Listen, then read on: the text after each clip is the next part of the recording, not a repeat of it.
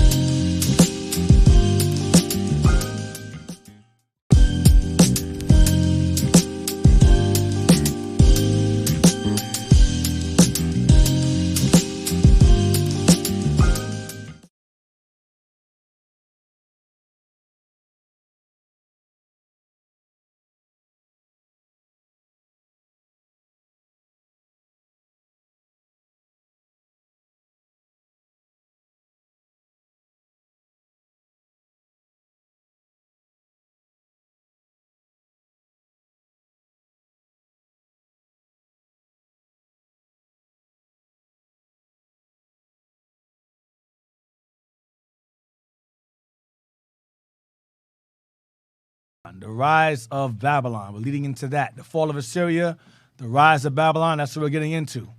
All right? Are we good? Mics and headphones, or brothers can't hear? Yeah, I'm good. You good? Okay, I can't. Abaddon, you good? Yes, sir. Onias? Yes, sir. All right. So what's this officer then? Yeah, so I gotta work this out. Yeah, fix it. All right. So we're gonna go into. Let's get into it. We started kind of late, but it worked some things out, some difficulties. We're gonna go into. Where I left that off. Start off. We left off with Pharaoh Necho. King Josiah died. King Josiah passed away, meddling into the affairs of the Egyptians, fighting against Babylon. The Egyptians and the Assyrians rallied their forces to fight off against Babylon, and so that's where it ended up. Josiah ended up passing away.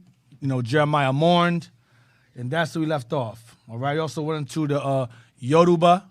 See, I said it right this time. Yoruba, Northern Kingdom fled into the area and so forth. All right. During the Assyrian uprising, a lot of our brothers, Northern Kingdom, fled into Nigeria. All right. And also, let's go to, here we go. Let's go to the captivity pamphlet real quick. Give me Assyria. We're going to go through some of those pages real fast as the introduction. I'm going to try to incorporate this pamphlet that the bishop had made for me years ago. When I first came in and we were going into the captivities, he had gave me this pamphlet. Because I'm very, I don't like to use that word, but it's sentimental. Like, when I get stuff from people, I tend to hold on to it. I take care of it. I maintain it. So if I get an old book or people send me things or give me gifts, I always have it. I really appreciate receiving things from people. I heavily, I hold gifts in high regard. So the bishop had given us this when I was learning in his home. I believe it was in his house, or I forgot when it was, but he had given us this pamphlet here, the Time of the Gentiles pamphlet. So this kind of inspired this class, this class pretty much, and this is the list. So this stuff I'll give away. I don't mind giving this away. Can you blow it up some more? Fill the screen with it some more. Here we go. Just bring it down. Yeah. So you have the Babylonian Empire. Let me read off the. Yes, please. So we have the Babylonian Empire. Now that image there is the dream that Nebuchadnezzar ends up having, which I'll eventually go into later on in this series. That's the word I was good for. Wow, I'm still tired. I'm forgetting words. In this series, I'm gonna go into that in Daniel 2. That's the golden head, the arms, the legs, the feet, and so forth. It's kind of faded because it's an old pamphlet. So go ahead. So the Babylonian Empire, 605 to 539 BC. Mm-hmm. We're leading into that now. So Syria predates this because remember you had these two. The Babylonians and the Assyrians were once a joint empire, which was the Akkadian Empire. And of course, they ended up splitting in half. One went north, one went south. The Assyrians took over Babylon. And then, of course, we're leading into the time where eventually the Babylonians, with the help of the Medes, the Persians, and Scythians, pretty much went, because Assyria was very, very, very, very fierce. And the Babylonians, with an alliance of different nations, came and overthrew Assyria. So just King Josiah was pretty much involved. His death was involved in the last stronghold of the Assyrians' reign. Go ahead. So the head of gold. Mm-hmm. Go ahead. Then you have the Persian Mede Empire. So we'll just stop there. Head of gold. So you guys can kind of rewatch this show, rewatch this series, rewind to this part, and you can see the dates and years of the major beasts or captivities or powers that be of ancient times. All right. So we're leading into Babylon. What's it say again? 60 what? 605 to 539 BC. Right, that's about right. Okay, so now let's go to the captivity pamphlet of Assyria. All right. All right, blow that up some. Bring it down. No, keep it like that. Just bring it down. Keep it like that. Blow it up. Yeah, so I can read it. Bring it down. Bring it down. I mean, up. I'm sorry, up. There we go. Assyrian captivity, 722 to 605 BC. All right. Go down. You see what I want you to go. Shem's son Ashur, Genesis 10:22. Go to the next page.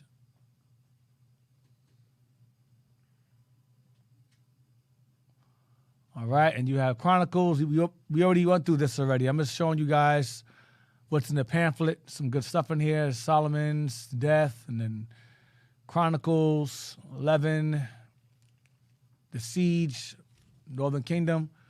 Go down. Go to the next page. I showed you how. Read it right there. Assyrian policy. Stop. Be right there, Jazz. Assyrian policy. Assyrian policy was to deport conquered peoples to other lands within the empire to destroy their sense of nationalism. That's exactly what I read before. That's exactly what America does. I said y'all before, America is a compilation of all four beasts combined into one, including Egypt. All right? So America borrowed this policy or adopted this policy from, or their characteristics from this here. Okay, that was their Syrian policy or their politics. All right, read on. And to lose their sense, to destroy their sense of nationalism, I mean, they lose their identity. Right. Go ahead. And break any pride or hope of rebellion and replace them with strangers from far away. Right, and put them in foreign lands and put heathens in their place. Go down. Let's go down. That's it. Go next page. That's page 3. Go to page 4. The Assyrians, go down. They conquered the god of the land. Go down. They were great warriors. They were very, very violent, very fierce. 2 Kings. Go down. Next, go down. Next page. I'm just skimming through it. We're trying to end this now. Here we go. That's what I want to get to right here. Bringing in some. Go up to the picture. Go up. There we go. See that right there? See that palm tree right there? That palm tree? You know what they would wrap that tree up with? Silver and gold. And they would celebrate Christmas. And those heads there, those are ornaments. Those are ornaments used for Christmas celebrations. All right? Oh, thank you. For Christmas, I was joking. But that's how they would put their heads there. All right? Read that right there? Assyrian scribes recording the number slain. Right. They were very violent. They put the heads there. So a lot of those ornaments on Christmas trees represent the heads. And before the pine tree or evergreen tree, you had the palm tree. They used the palm tree as their celebration for so-called modern-day Christmas. Okay? The Romans called the Saturnalia, or I believe Mithras.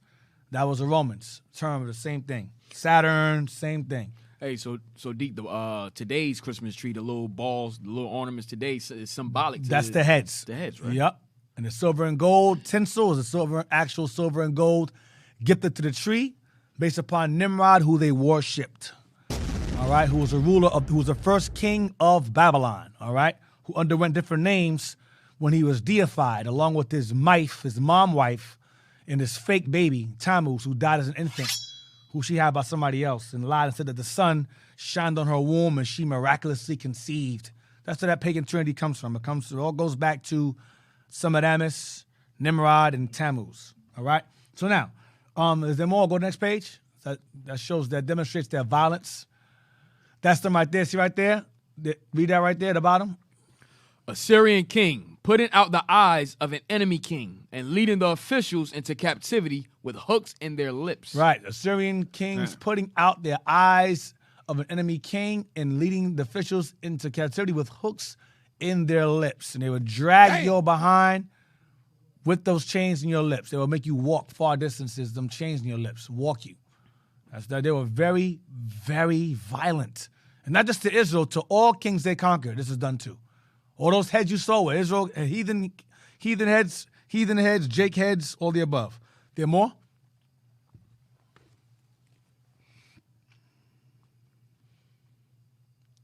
Lord, bring it in. That's the ruins, right? Once the Assyrians got overthrown, that was what was left of the capital, because the nations despised them.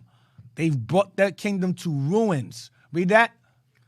Assyria was a world empire for about 300 years under several warrior kings, some of which wielded Assyria into the best fighting machine of the ancient world. Mm-hmm. Finally, the brutal empire fell in 607 BC, giving way to the Babylonians. That's what we're coming into. Go down. Bring it down some. The ruins of Nineveh. Mm-hmm. Zephaniah 2, 13 to 14 describes the desolation being overthrown. Tobit mentions it. Hosea mentions it. Ezekiel mentions it. Zechariah mentions it, I believe. Nahum. Go down. Go over next page. Is there more? Let's see what we got. Bring it in. Yeah, that's got some good stuff there. See that? Now it's kind of black and white, but that's us being led captive from Lachish. Now that image is pretty bad. Can you get another better image, please? The type in Israel captives from Lachish. Google that, please, so we can get a clearer image of how these Jews looked being taken captive.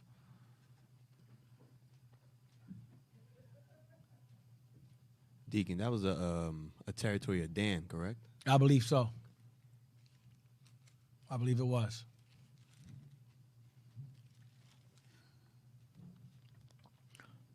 Yeah, this type in Israelites captives from Lachish. Yeah, Lachish images. It'll pop up. You type Lachish. Yeah, and go to images. It'll pop right up. This is on the Assyrian monuments. They have these things etched in stone. There it is right there, the first one. You can go to the first one. Where'd you go? Go back. Right there. Yep. Pull that up so everybody can see. If possible, zoom it in. As far as it go. There we go. There we want. Take the whole screen up. Take the whole screen up. There we go. See down. Look at them. See how their hair looks. That's the Assyrians there. And you know what's funny about what I find hilarious? If you look at the Assyrians' helmets, they look like birthday hats. Yeah, they do. They look like birthday hats. I look into that. Look like they're wearing birthday hats there. It's a helmet. It's covering their ears, but it look like birthday hats. Look over, you see Jake being taken captive. Look at their hair. It's beaded. It's wool. Woolly hair. What you call nappy. And look at their beard. Woolly. That's not white people hair there. Those are black people being taken captive. Black men. Okay, bring it down. Bring it down some. All right, that's them being taken captive there. All right. So they're not wearing fringes there. Some images have them wearing them. But these guys are taken captive, so they're obviously wearing their captive garments there. But you see their hair is beaded, their beards, it's all woolly. It's woolly. That's why it's etched in stone that way. Okay? So now, those are clearly black people, afros and all. Right. But it's one where they got braids. So I saw one where they had braids. All right, so now, get out of that. Let's go to, get out of this. Go back to the pamphlet again.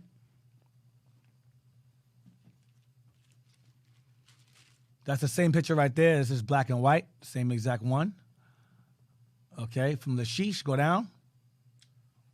Read that right there. This sculpture, what?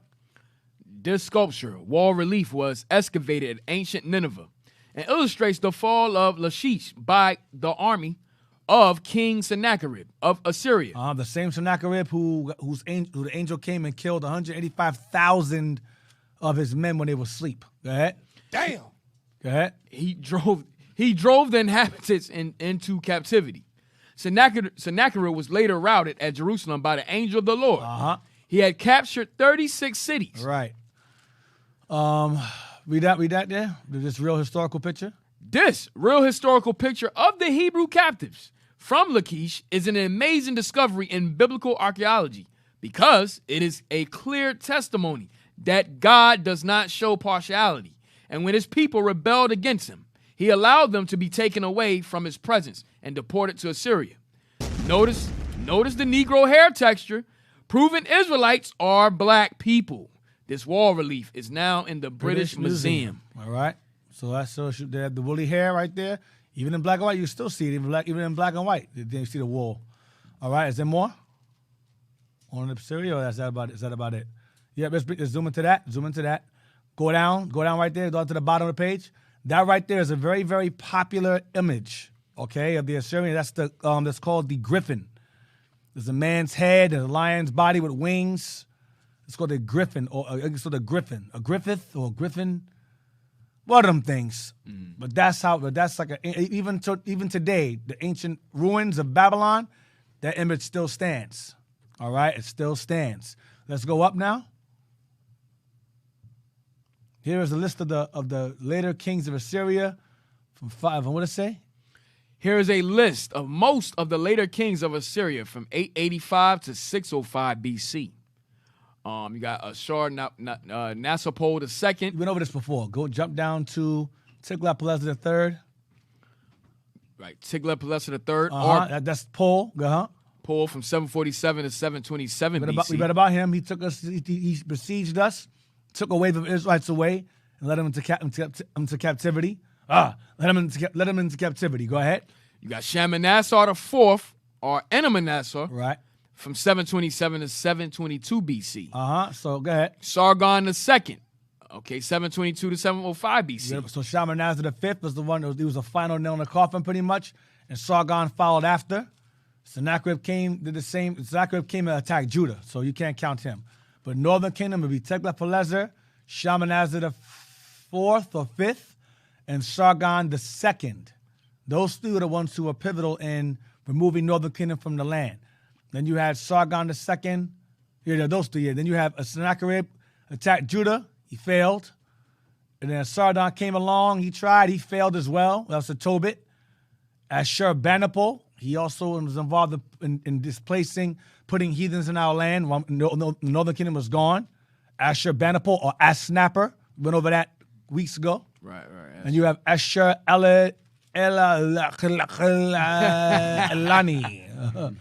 Elani, him. I don't know who the hell that is. And you got Assyrians. Let's say, go back, bring it down. I can't see. Assyrian, what does it say? Annals? Assyrian annals mention contacts with some 9 Hebrew kings. Omri. Omri is of the Omri dynasty.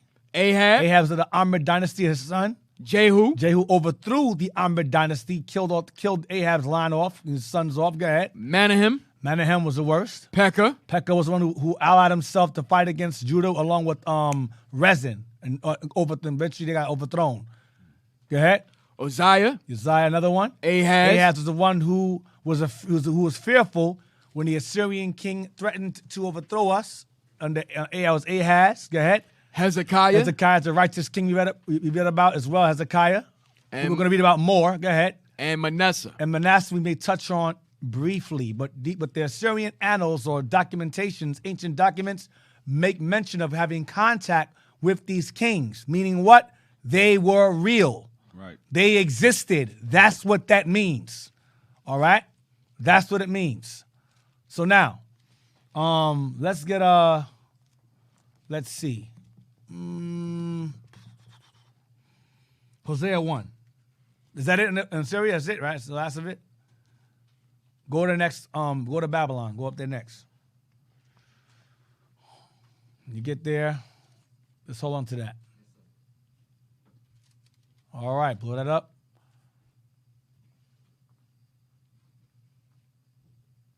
All right, so we're leading into this here. 605 BC to 539 BC. All right, so keep that in mind. I guess we ran out of bombs today. All right. Yo, we good over there? All right. So all right. Oh, okay. All right. Thumbs up, huh? Yeah. Thumbs down. Go to Hosea 1. Hosea 1. Hey, could we hold on, D? Can we get the sound bite real quick from my man? You don't gotta do it. Yeah. Come on, man. Take a look, it's in a book. Damn. A reading rainbow. Oh man. That's the kind of Damn. day it is right now? Yeah. Okay. It's a rough day today. Hosea 1. Ready? Hosea 1. Are you ready? Always ready. Hosea 1:1. Gave you a break, man. For as long as I could go.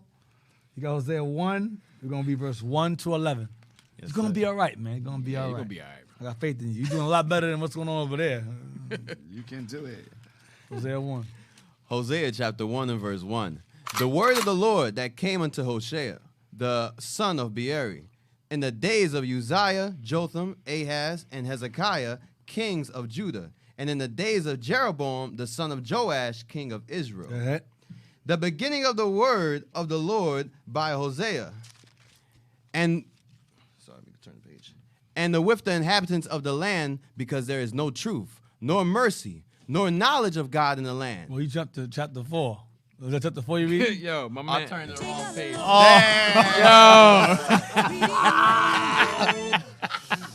Yo, y'all jinx me, man. Yo, I got it from here, man. Oh my God! You jumped from chapter 1. Yo, to the chapter pages 4. was stuck. The pages was Man, stuck. yo, see, because you done messed up his whole meditation God. Yeah, that's what before it he was, started. Wow. That's what it was, man. Hey, let him go again. Let him go again.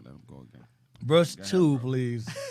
Verse The 2, beginning of the chapter word. 1. The beginning of the word of the Lord by Hosea. Yes, verse 2. All ready? Yes, sir. Not taking up for you no more. I appreciate you, officer. It's your final lifeline, bro. That's it. The beginning of the word of the Lord by Hosea. And the Lord said unto Hosea, Go, take unto thee a wife of whoredoms and children of whoredoms. Because Northern Kingdom was heavily involved in idolatry, so the Lord said, go and get you a wife among these idolaters. Go ahead, and wicked people. Go ahead. For the land hath committed great whoredom, Right. departing from the Lord. So he went and took Gomer, the daughter of Diblaim, which conceived and bare him a son. So his firstborn was a son. Hosea's firstborn with Gomer was a son. Go ahead.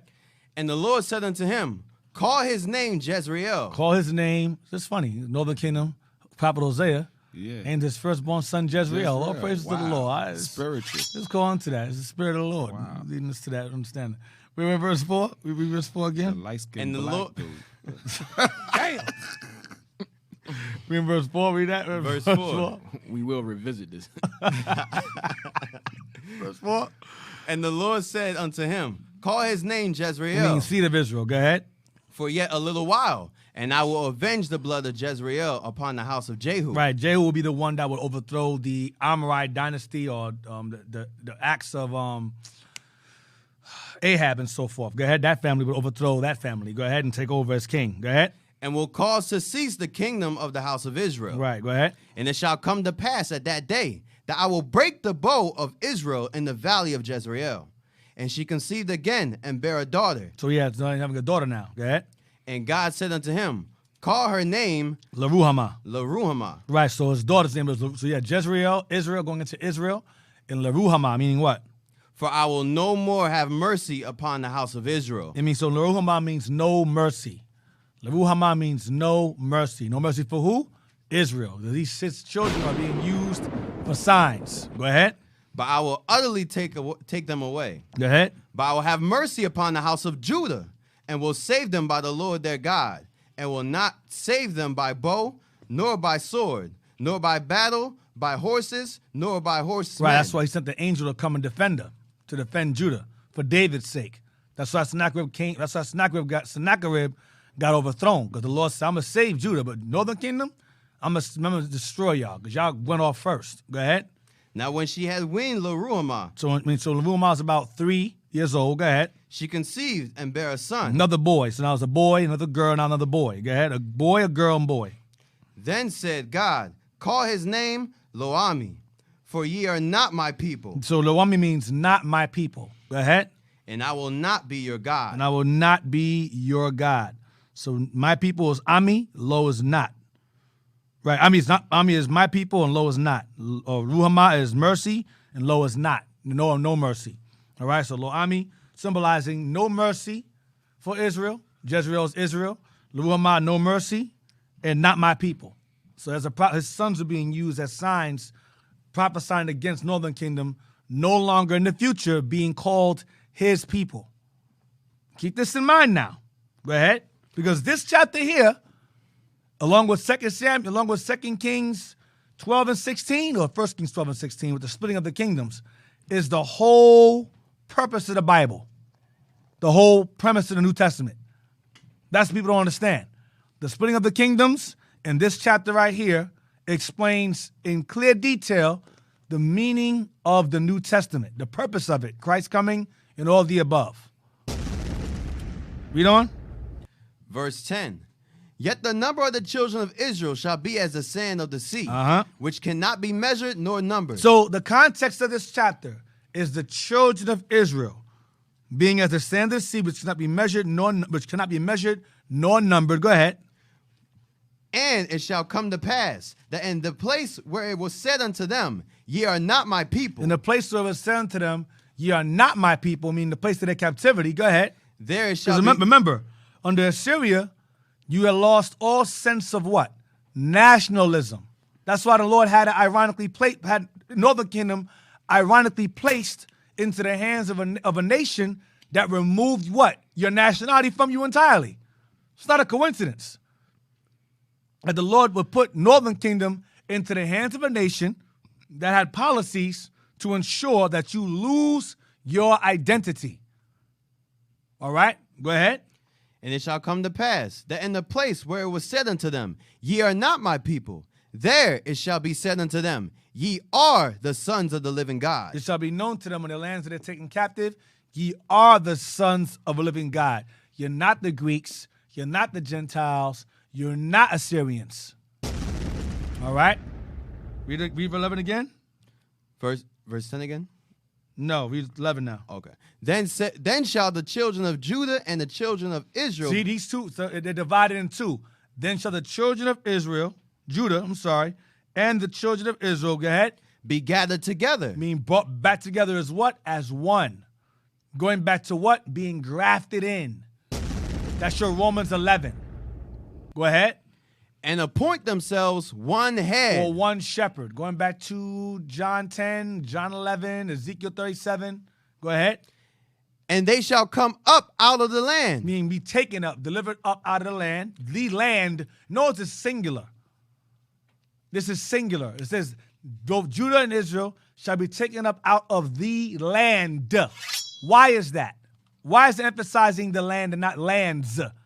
Because both Southern and Northern Kingdom primarily are here in the Americas. You got niggas saying, oh no, they're in Africa. Yeah, we know they're in Africa. But the majority of them are here. The majority of them are here. That's why it says the house of Judah and the house of Israel be gathered together in the land. They shall come up out of the land. Because the majority of them are here. And there's many other scriptures I can bring out that show the same thing. And the remnants of those two houses here are scattered everywhere else. It's not hard to understand. Go ahead. Are you delusional? Go ahead. For great shall be the day of Jezreel. For great shall be the day of their deliverance, because they'll come up, or they'll be taken up. So that'll be a great day for Israel, who were called, who received for a time no mercy, who for a time were not God's people anymore. Who are you people? You understand? Definitely not God's people. Right. So now where we at? That was 11. 11? Yes, sir. Now, give me Romans 9:24. Mm-hmm.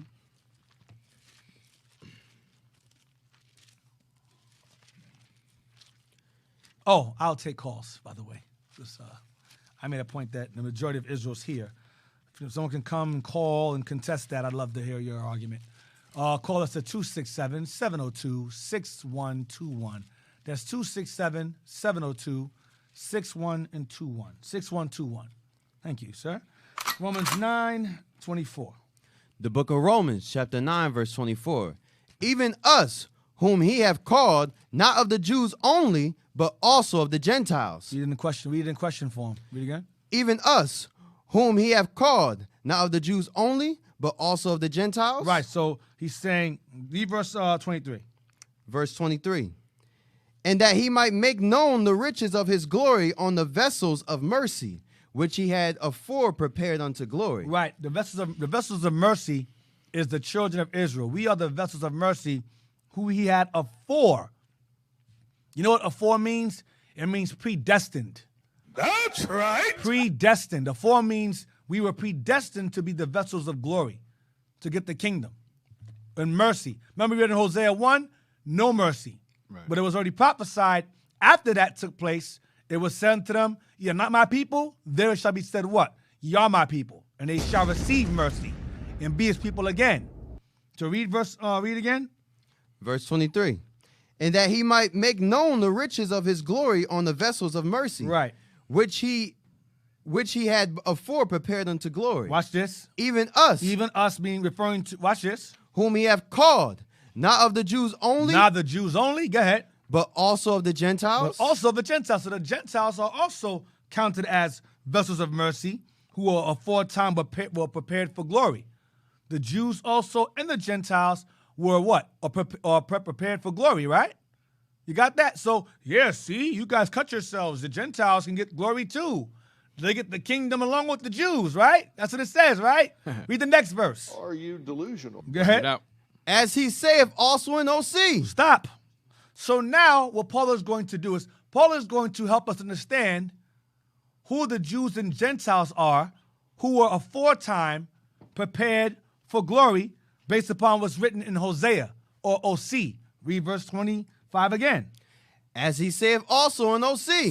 So as he said regarding the who he's called Jews and Gentiles is going to explain who they are in Hosea and Hosea. Watch this.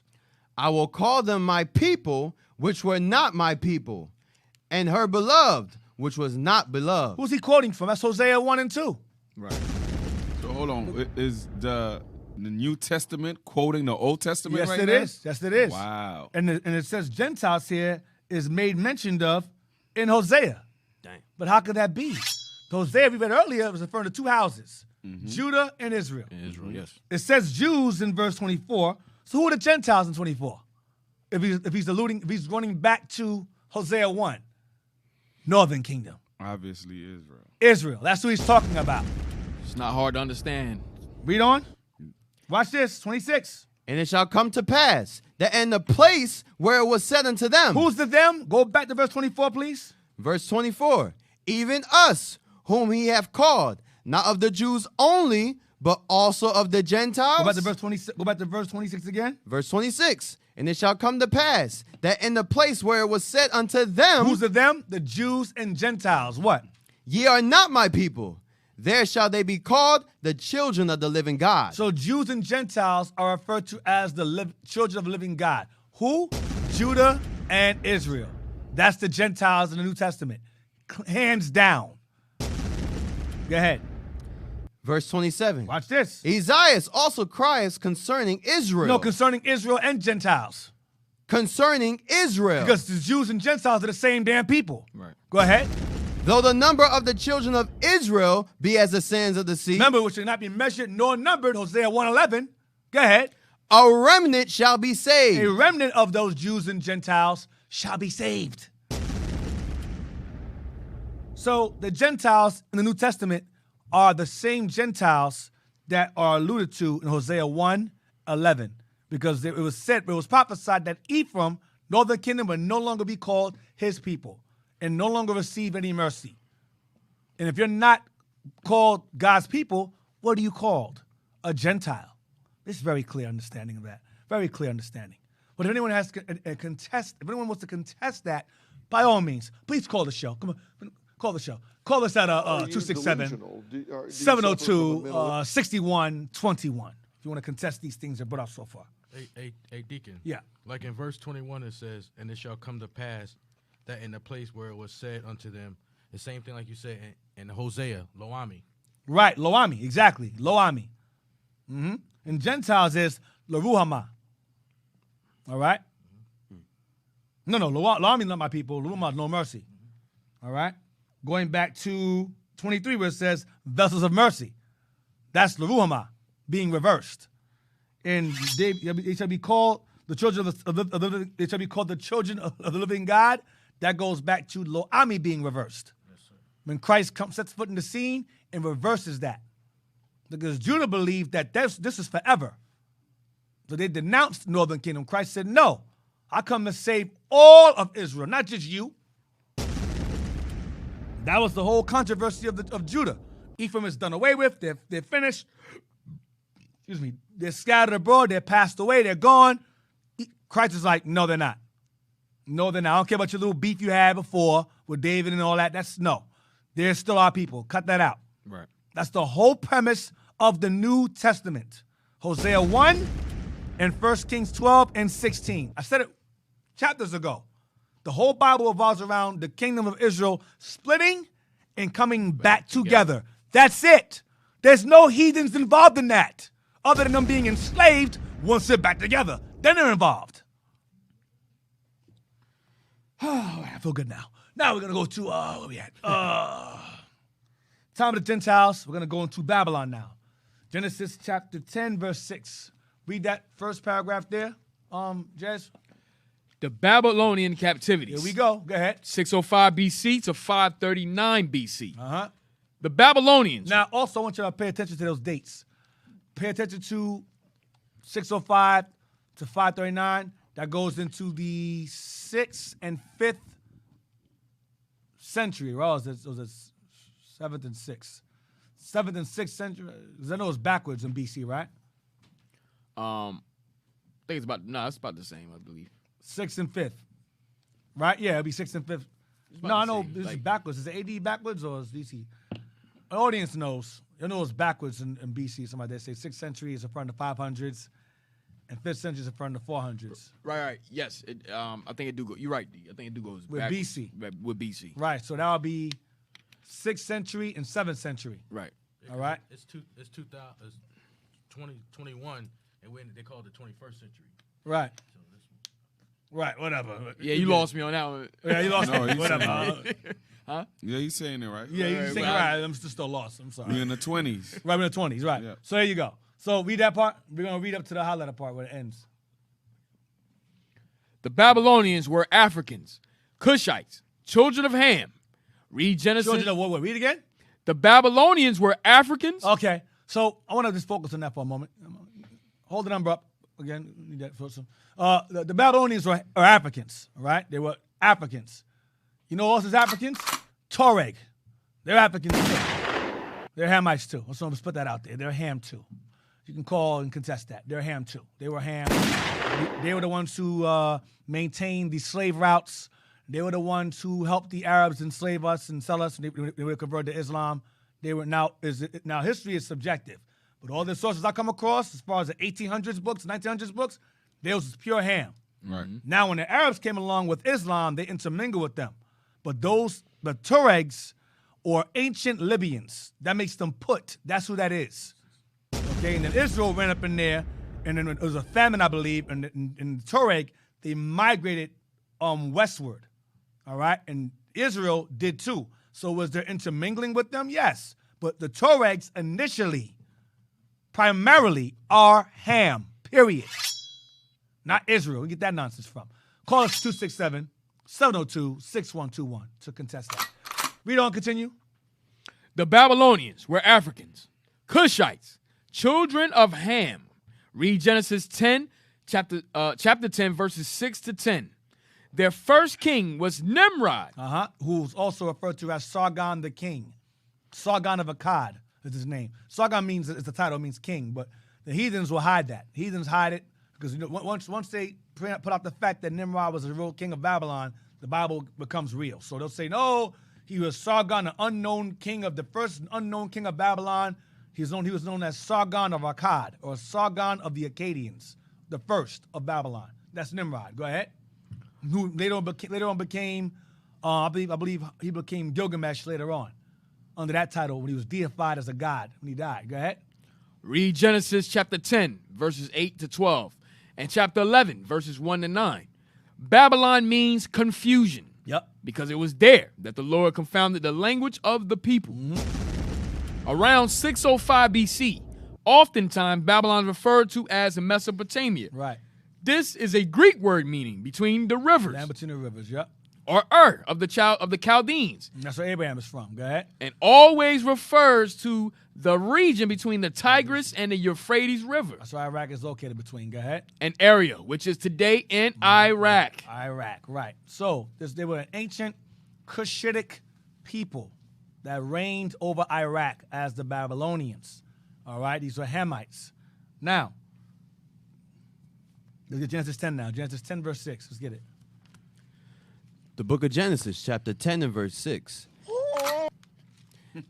And the sons of Ham, The hell? Genesis 10?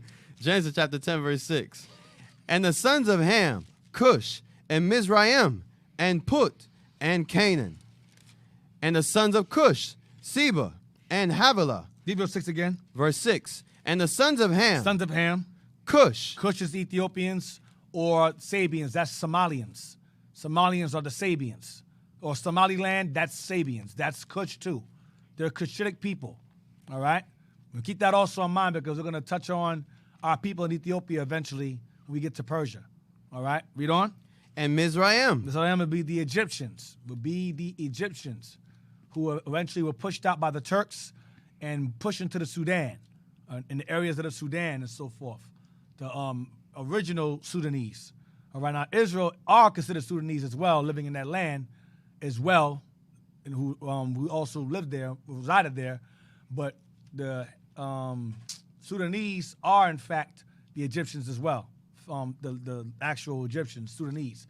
And you had Israel move up in there, and Esau referred to them as Sudanese Negroes. Gave a distinction between the two. Mm-hmm. You have Sudanese, that's Ham, and you have Sudanese Negroes, meaning the Semites that moved there and lived there, all right, who are now slaves under people who you refer to as Tuareg today. The Tuareg have us as slaves today in that land, in them areas, okay? Continue.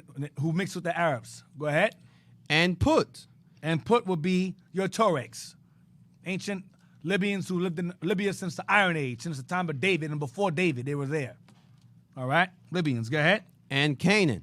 And Canaan will be your Sidonians, all right? People who resided in Dahomey. They were pushed there by Joshua. Joshua conquered them out the land. They migrated into North Africa and further west. They took over that area, all right? That'll be Canaan, okay? Go ahead. And the sons of Cush, Seba, and Havilah, and Sabta, and Raamah, and Tabtaka, and the sons of Raamah. This is sons of Cush, is Seba. That's Somalians right there. Seba, go ahead. So Sabians, go ahead. And the sons of Raamah, Sheba, and Dedan. Mm-hmm. Verse 8. And Cush begot Nimrod, and he began to be a mighty one in the earth. Cush begot Nimrod. Go ahead. He was a mighty hunter before the Lord. Wherefore it is said, even as Nimrod, the mighty hunter before the Lord. He was a hunter of men and a hunter of men to follow him. Okay, he was very charismatic. He had a lot of people follow him. This man pretty much joined the world to one new world order pretty much. He had all the families of Noah pretty much come under his regime. Japheth and Shemelech and Ham are all under his rulership. And they were trying to bring them all together to be a god on the earth, this guy. Build a tower to go and fight against God. This guy was insane. He was a maniac. But he was a diabolical maniac, okay? He'll be the Hamitic version of the white man today. That's who he is, basically. The white men do the same thing. Everybody come together. Let's all go against God together. It's the same principle. Right. That's why America is referred to as the New Babylon, okay? The Babylon of Revelation. This is the New Babylon, the extension of the fourth beast, who copied the first Babylon, which is this one, the ancient one. With mass confusion. With mass damn confusion everywhere. Turning men to women, women to men, changing the end of the year to the beginning of the year, changing the days of the week, daylight savings time, same sex, all that nonsense. That's damn confusion. The day starts at midnight, and all that foolishness. You can't make it up. Right. Month starts in January, ends in December. The year starts in January, ends in December. Mass confusion. Halloween, holidays, confusion. The sun sits still, the earth revolves around the sun when the Bible says the sun revolves around the earth. Massive confusion. There's no male or female. It's just gender fluid. It's a social construct. What? Confusion. Confusion. All right? So now, 11 verse 1. Genesis chapter 11, verse 1. And the whole earth was of one language and of one speech. And it came to pass, as they journeyed from the east, that they found a plain in the land of Shinar, and they dwelt there. Shinar is Sumer or Sumeria, okay? That's Babylon. Go ahead. And they said one to another, go to, let us make brick, and burn them thoroughly. And they had brick for stone, and slime had they for mortar. To build, go ahead. And they said, go to, let us build us a city and a tower, whose top may reach unto heaven. Now, what people today do you know of do that? That build tall buildings that can reach up to the clouds, that scrape the sky. Don't that sound familiar? Mm-hmm. This sounds so modern, right? Skyscrapers. Let's build this towers that can reach under heaven. My old building in the Bronx, I would see birds fly under my terrace. That's how high up I was. I would see birds fly, planes mad. You hear the planes going, eow. Damn. Because the damn planes is mad close. Because the building's too high. So what nation is known for this? Building these skyscrapers. It's damn Edom. And then the so-called East Indian man came behind them. Elam came behind them. And Persians today followed behind it with a Khalifa. They call it a Khalifa. Right. What do they call that building called? The Burj Khalifa. The Burj Khalifa. The tallest building in the world. Right. Then the Chinese came, Asians came, copied behind them. Because the white man is God here. All nations worship this dude. And far behind his architecture, his infrastructures, and so forth. But it started with Edom. Building these tall-ass buildings for no damn reason. There's no reason for buildings to be that tall. None. No reason. It's just because it's mountainous. They used to be in the mountains back in the day. They built tall buildings for the same reason. Because mountains also pierce the clouds. Like Mount Everest. That thing's way up there. You lose oxygen climbing them damn. They got to go through the oxygen tank to climb the mountains. Because they pierce the clouds. Read again. And they said, go to, let us build us a city and a tower. Build us a city and a tower. Go ahead. Whose top may reach unto heaven. Into the sky. Go ahead. And let us make us a name, lest we be scattered abroad upon the face of the whole earth. Make a name for ourselves. Go ahead. And the Lord came down to see the city and the tower. To see it being constructed, erected. Go ahead. Which the children of men builded. Children of men build it. Going back to who? That's Noah's children. Go ahead. And the Lord said, behold, the people is one. The what? The people is one. The people is one. One nation, under God, indivisible. With liberty and justice for few. This is democracy. This is democracy here. This is Nimrod's policy here. The people are one to do this evil, rebel against God. Sound familiar? You can't make this up. Read on. And they have all one language. And they all speak, but the predominant language in America is what? English. Yep. Asians come here, learn English. Arabs come here, learn English. Chinese come here, learn English. East Indians come here, learn English. Japanese come here, learn English. Africans come here, learn English. Now the Afghans is here. They have to learn it too. They gotta learn it too. The terrorists come here with the C4 in their underwear, they gotta learn English too. And another thing about English, it was never an original tongue of any nation. You know, English is a whole bunch of different languages compromised together to have English.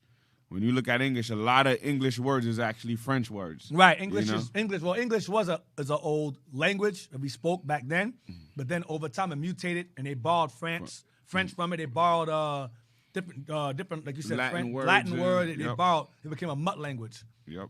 Like Spanish. Spanish is like they borrowed Arabic. They borrowed Arab words. Like for example, a lot of you people who speak Spanish. You go you'll say la leche, or you'll say L is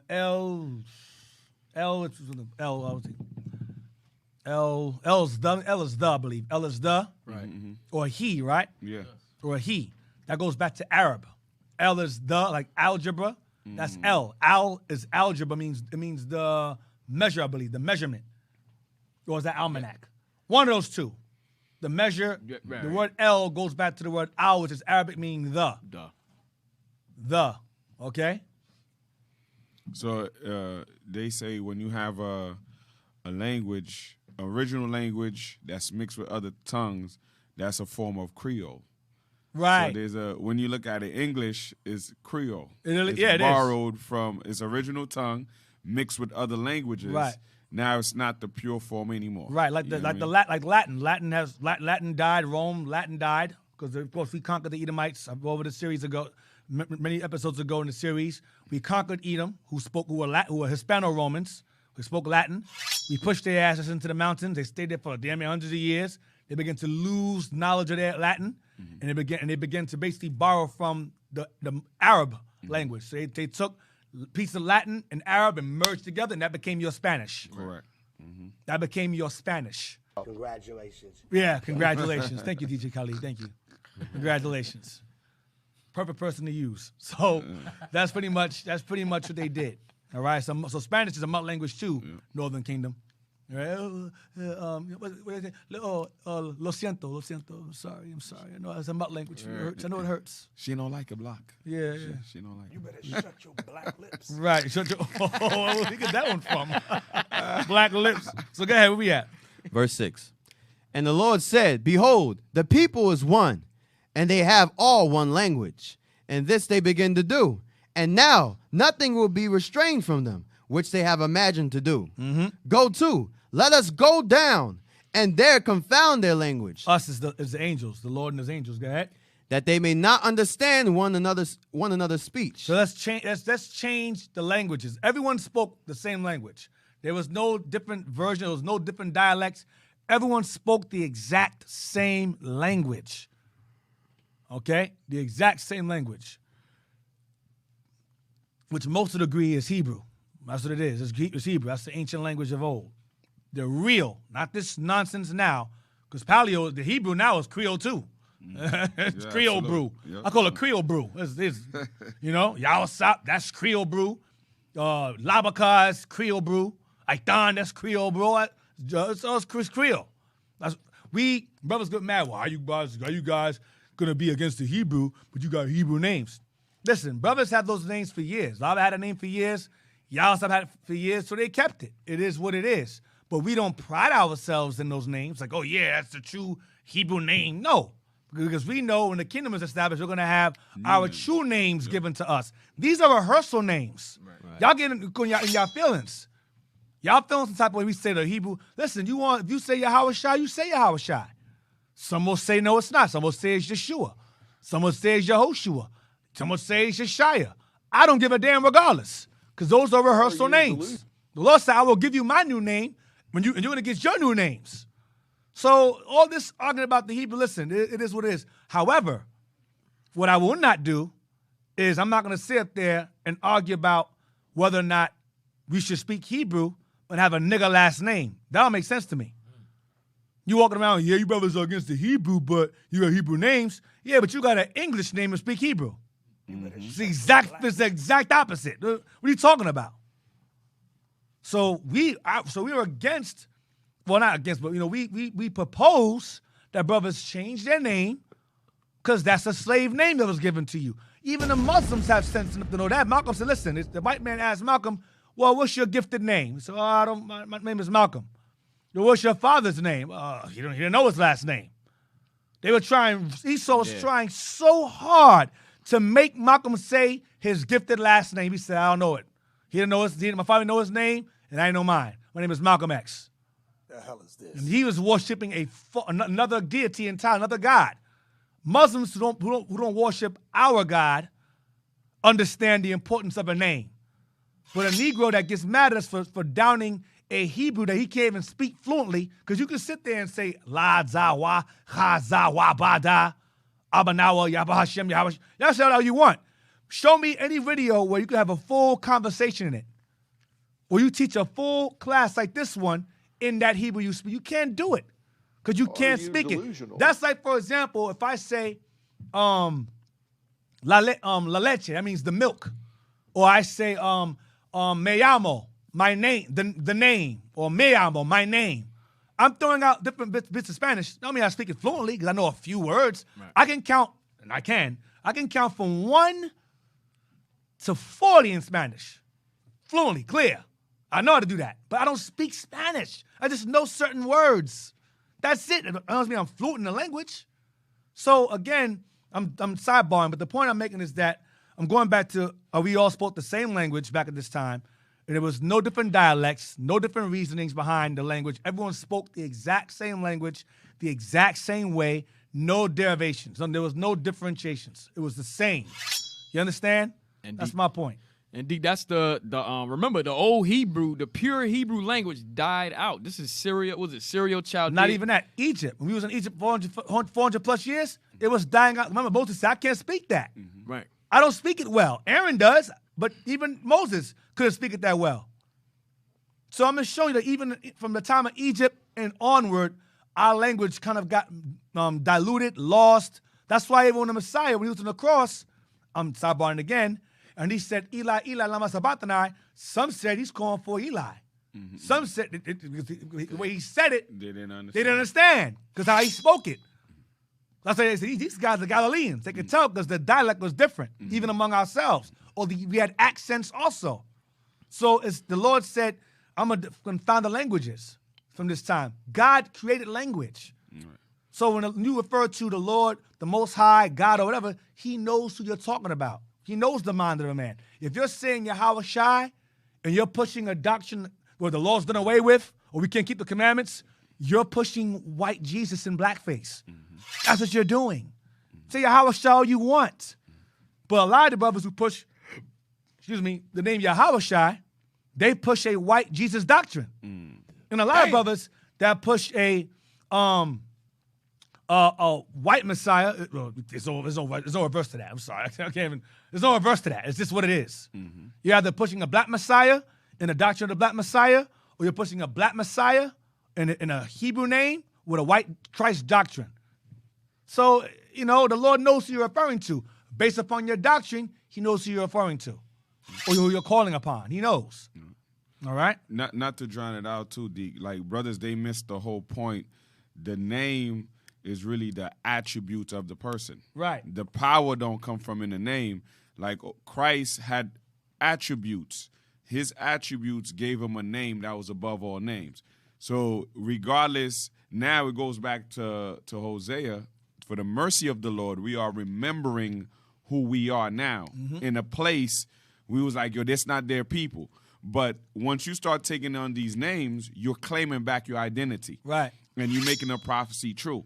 Right. So the Hebrew names is not the essence of the reality that's unfolded. The essence of it is that we're beginning to identify who we are and living like the people we're supposed to live to. And that's the essence. Right, I'm sorry. And once you live and apply who you are and what you are, then you give honor to the name of the Lord. Because our nation represents him. That's right.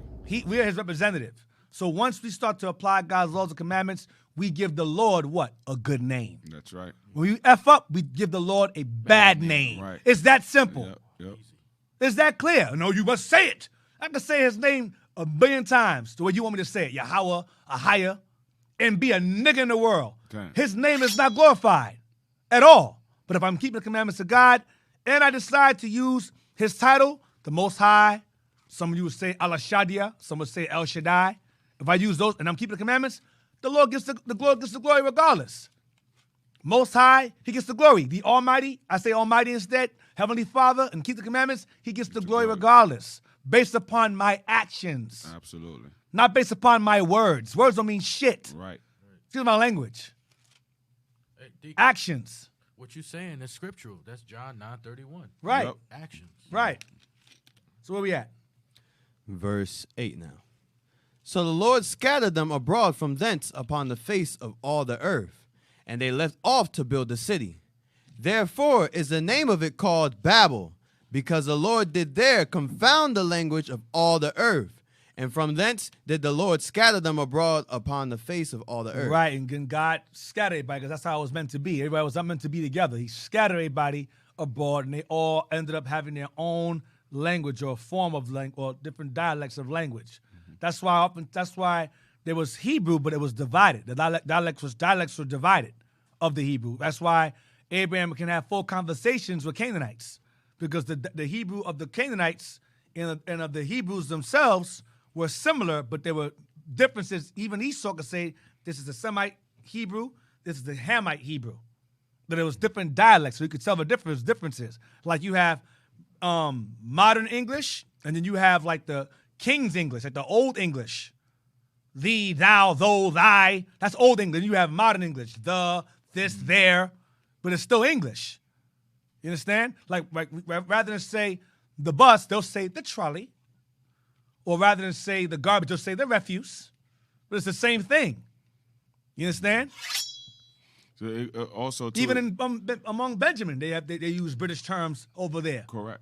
Rather than say that the bathroom, they say not the bathroom, they say the washroom, something like that. Yeah. Even I think Levi, they use like French terms, but in English or something like that.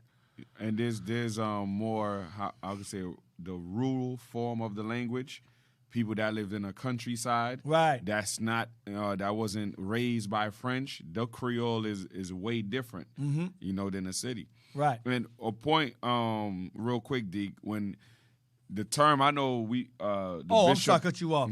And again, we're not against the Hebrew names you brothers use. If you want to say Yahweh, Ahia, Yahweh Shai, much respect to you. If we come across you and you prefer us to use those titles, I'll use it. It's not a problem. It's just don't make that a basis of doctrine. 'Cause Right. I'm going to curse you out. Bad. You won't even know it's me. I'll be turning to somebody else. You're disrespectful. What you saying? Yeah, just like you said, out for the language, the other nations could know the Hamitic Hebrew and the Edom can Shemitic determine it, right? They can Hebrew, decipher right? it. Yep. So now, today, once again, coming back to remembrance, if you claim to be an Israelite and you accept people calling you a black Hebrew Israelite, you're still lost. Yeah. Or if you're a black Hebrew Israelite, are you a Hamitic Hebrew? You know, or are you a Shemitic Hebrew? They'll say Because one of them is not an Or they'll Israelite. say I'm an African Hebrew Israelite too. Right, Yeah, too. right. So one of them is not an Israelite. Right. The Shemitic is the Israelites. The Hamitic are just Hebrew. So you should not accept anybody giving you that title, black Hebrew Israelite. But say it again. You lost me. Say it A again. black Hebrew Israelite. You mentioned Hamites. Yeah, so now you could be a Shemitic Hebrew or you could be a Hamitic Hebrew. You mean the language? You mean? Well, if Whose hands how can be you Hebrew. identify yourself with the Hebrew language. Oh, I see. Okay. So only accept Hebrew Israelite. Except Hebrew Israelite is gonna be focused towards the Shemitic race, Right. which are the Israelites. You know, if you're gonna be called a black Hebrew Israelite, you might be Hamitic. Or just to clear it up, you could be Moab, or you could be Ishmael, Correct. or you could be Ammon, or you could be Assyrian. Those are all Hebrew. Semites, and those are Hebrews. Yep. They're not Hebrews. They're more so. Yeah, whoever came out of Eber is a Hebrew. Whoever came out of Eber is a Hebrew, pretty much. Yeah. Like That's- Esau's Esau's a Hebrew too. Ammon's a Hebrew. Ammon's a Hebrew. Moab's a Hebrew. But they're- Ishmael's a Hebrew. But they're not Israelites. But they're not Israelites. Right. Yeah, it's You the know? only thing that's So we could all have these names, these powerful Hebrew names. That doesn't mean you're in the right place. That doesn't mean you have the right understanding. They'll say, well, how you going to be an Israelite, Hebrew Israelite, and don't speak Hebrew? Well, the white man's a Hebrew. He don't speak Hebrew no more. Right. He speak Latin. They don't Hebrew. He's still a Hebrew. Right. When I hear that, Deacon, it reminds me of like just the Lord's nicknames. Right. It's like titles. I'm not nickname. I would say titles. Yeah, titles, exactly. Titles. It's like. For example, it's like when it comes to. I'm sorry, we ate before we started, so my stomach is bourbon. When it comes to like when you say your parents. When you're a kid, what do you call your parents? Father and mother. That's their name. Yeah, their name. That's their title. But Mom but and dad. when you call them mom and dad, do they respond?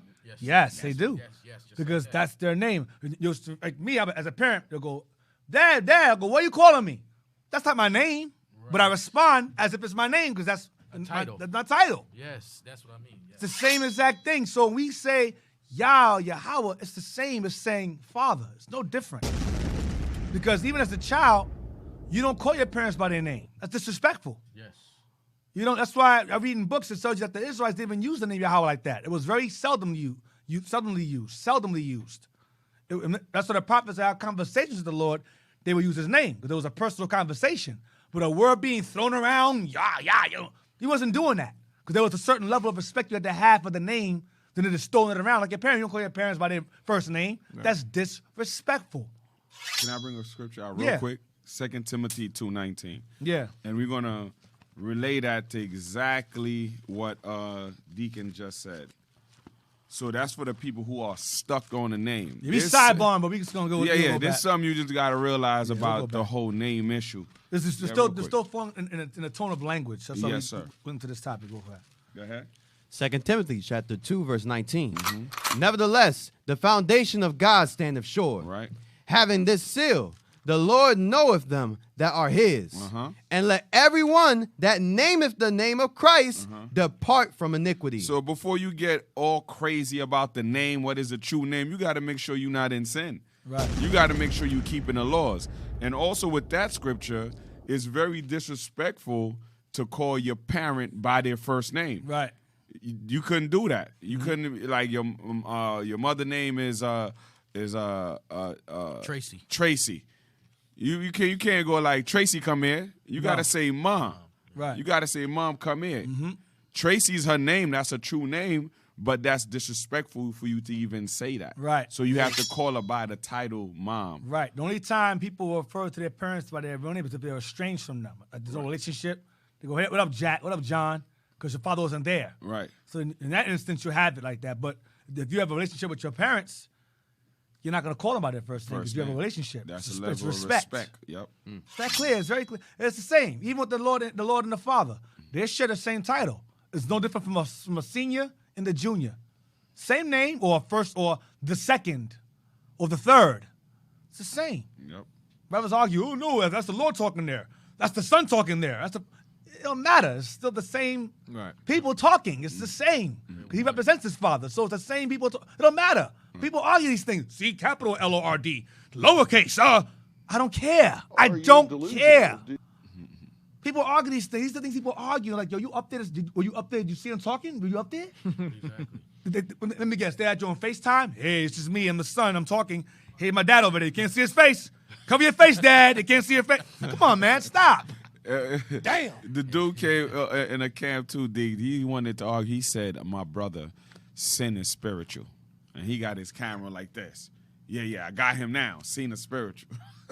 I can't make this up, man. Lord said he'll give The us a new dumbest thing to argue about. It to is. make a doctrine. 2 Samuel. If that's the case, he real spiritual. Yeah. He got cut up, though. Yeah. I bet that was a Sent stupid him in doctrine. pieces. We're going to take a break at 2:30. 2 Samuel 23, we're going to read verse 28 to 30. 2 Kings 23.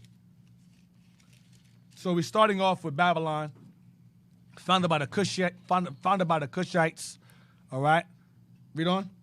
2 Samuel chapter 23, verse 28. Zalman the Ahohite, and Maharai the Netophathite, Heleb the son of Baalna. Wait, I'm sorry. 2 Kings Ron, 23, 28. You got to go through it this time. 2 Kings 23, verse 2 28 Kings. to 30. 2 Kings.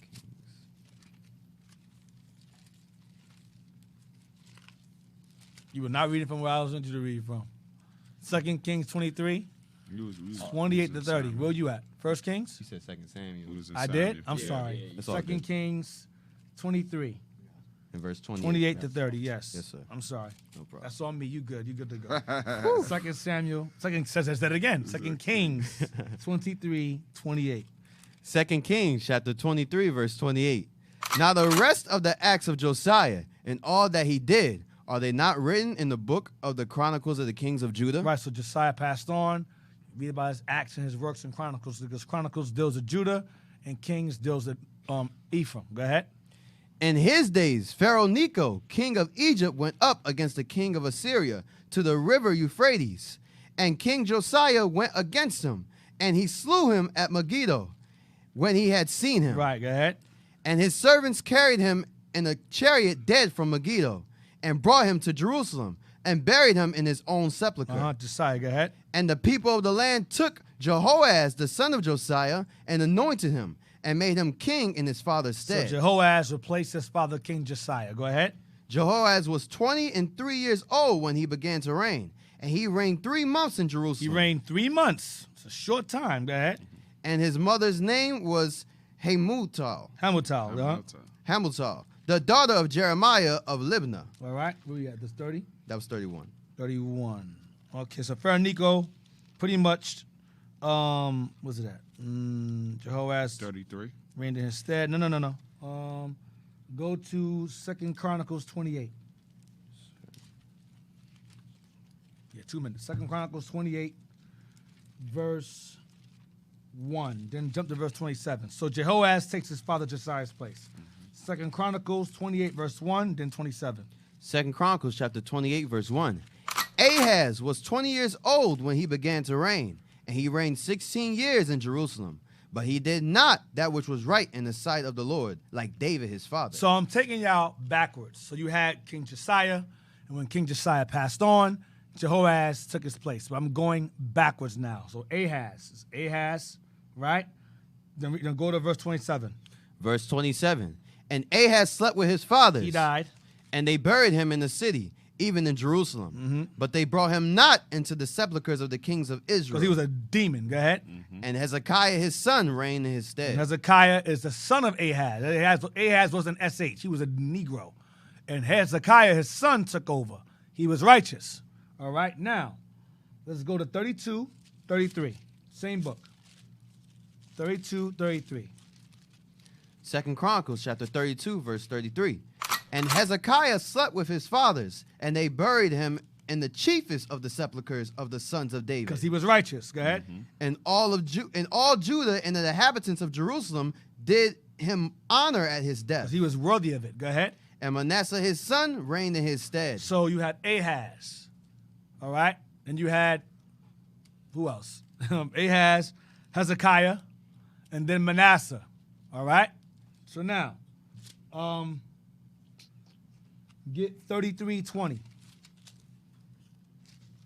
2 Chronicles chapter 33 and verse 20 to 25. 20. So Manasseh slept with his fathers, and they buried him in his own house. And Amon his son reigned in his stead. So Manasseh passed on, Amon reigned in his stead. Go ahead. Amon was 22 years old when he began to reign, and reigned 2 years in Jerusalem. But he did that which was evil in the sight of the Lord, as did Manasseh his father. For Amon sacrificed unto all the carved images which Manasseh his father had made, and served them. Amon followed behind his father Manasseh's evil example. You know, Manasseh repented. Amon followed in the evil of his father, in his father's evil footsteps. Amon, go ahead. And humbled not himself before the Lord, as Manasseh his father had humbled himself. Right, go ahead. But Amon trespassed more and more. He got worse and worse. Go ahead. And his servants conspired against him, and slew him in his own house. He couldn't take it. They killed him. Go ahead. Damn. But the people of the land slew all them that had conspired against King Amon. So they killed those who killed King Amon. Go ahead. And the people of the land made Josiah his son king in his stead. There you go. And Josiah was righteous like his grandfather Hezekiah was. He didn't take out the Amon. So you have Ahaz, you have Hezekiah, you have Manasseh, you have Amon, and then you have Josiah. All right? Keep this in mind. So we're going to take a break. Y'all, I hope y'all wrote that down. Read it again. You had Ahaz, Hezekiah, Manasseh, Amon, Josiah. That's the order. All right? From great-great-great-grandfather to son. Okay? So write that down. We'll be right back.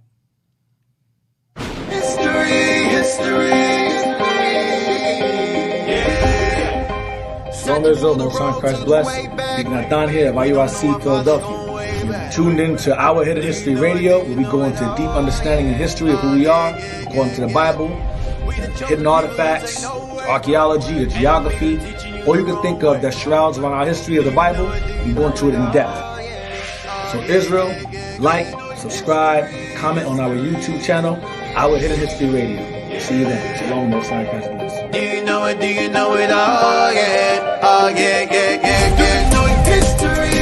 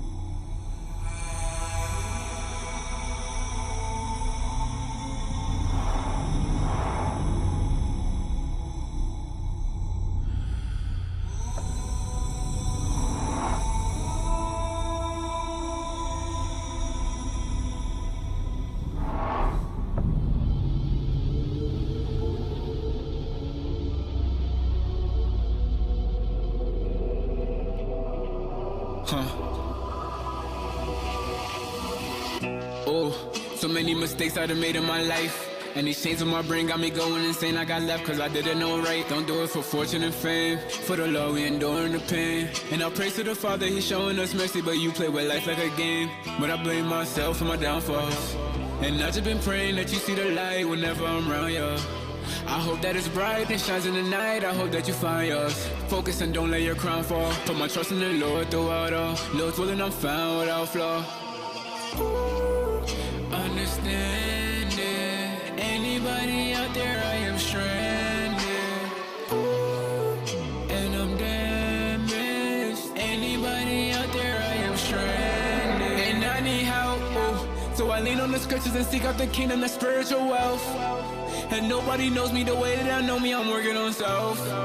That sinning is bad for my health. Thank the Lord that I'm part of the 12. Take a look at how far we have fell. I like how we abandoned everything the Father done, can't understand it. How far we fallen, look where we landed. I'm praying that they let me go, I'm out here stranded. Like, cause the crazy things we do. Things that change my mood.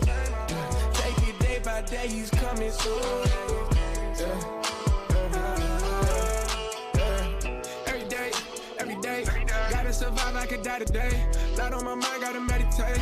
But I'll be fine if I find a way. Cause I've been trying to get better, switch up my options. Trying to get far away from where I've been. And jump to the end, I ain't stopping. Out here it's too cold. I'm stranded on my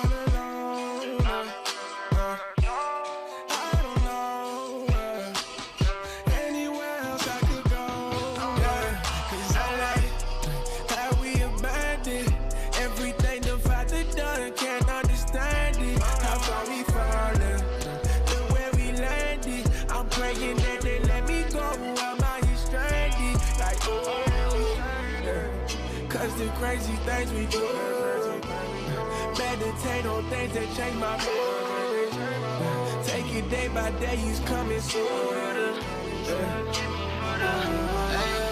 Lord, forgive me for the things that I do. Stuck feeling stranded without no vision of you.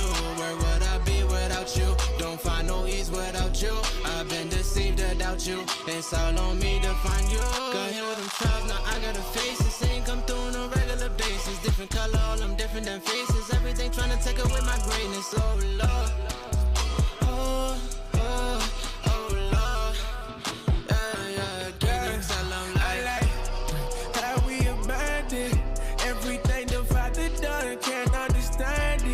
Far we fallen, look where we landed. I'm praying that they let me go, I'm out here stranded. Like, cause the crazy things we do. Meditate on things that change my mood. Take it day by day, He's coming soon.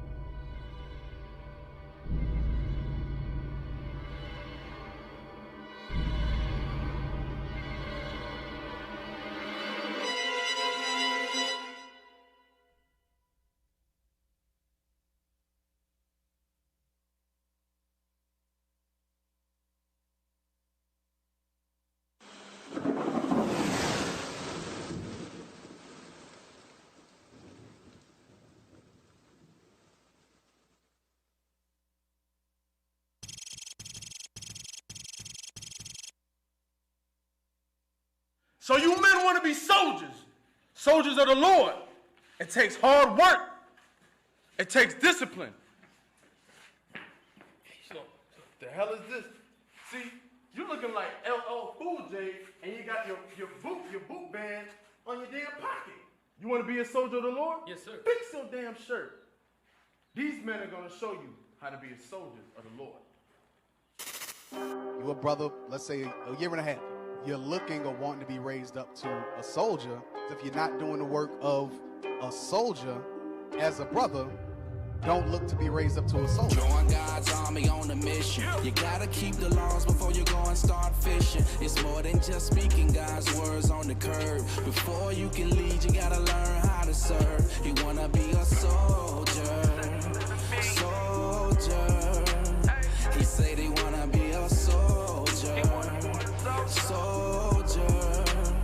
Well, tell them how to do it. First, get your mind right, then get your grind right. Understand now and stop depending on your hindsight. Nights gonna be colder than the Klondike. Days gonna be hotter than the limelight. Now is when the time's right. Walking through the rain and not need an umbrella. Dark cloud over our people, don't need no Cinderellas. Need action, no excuses. Need leaders, not slackers. Need soldiers in the army of God, no going backwards. Okay. So you wanna be a soldier, still on fire, never getting colder, huh? Repent, playtime is over. Since way you're down, feel like a boulder. Humble down, that's what's gonna mold you. Rebuke strike quick like cobras. No sleep, gotta sip that Folgers. Whole Israel on your shoulders. Whoa, word of God, that's the lethal weapon. Your people sick, yep, they need injection. Profit, that shit need profession. Cause the heretics, they coming with deception. Gotta wake them up, it's time out for resting. Grab infant and teach a lesson. You a God, put away the stressing. Chase the kingdom and take your blessing. Join God's army on a mission. You gotta keep the laws before you go and start fishing. It's more than just speaking God's words on the curb. Before you can lead, you gotta learn how to serve. You wanna be a soldier.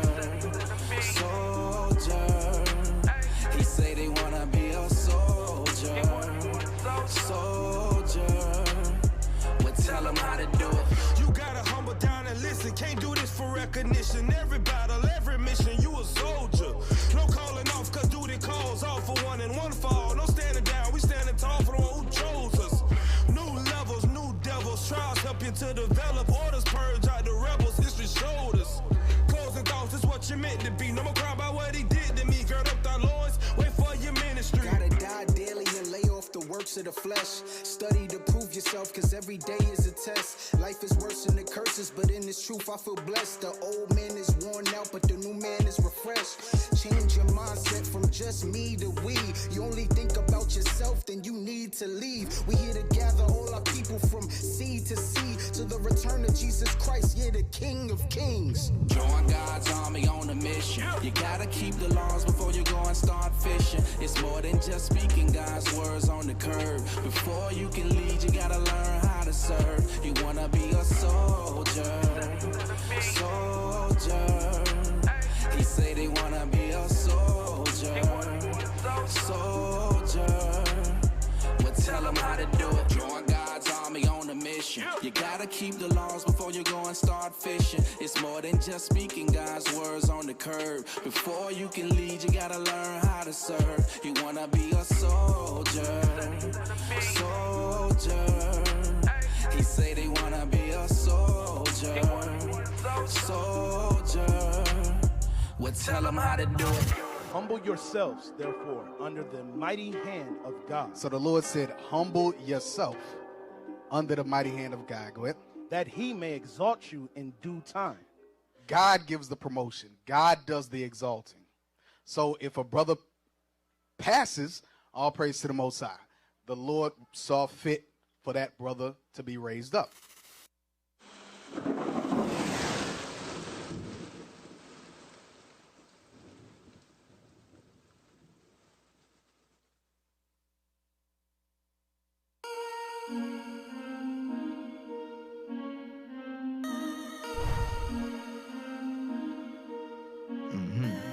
Yeah, man. Levite sound in the building. Big up yourself. The water is the word. Ephesians 5:26. Them thirsty. And we can see the water arise. So what we supposed to do? Teach them now? All praise to the Most High.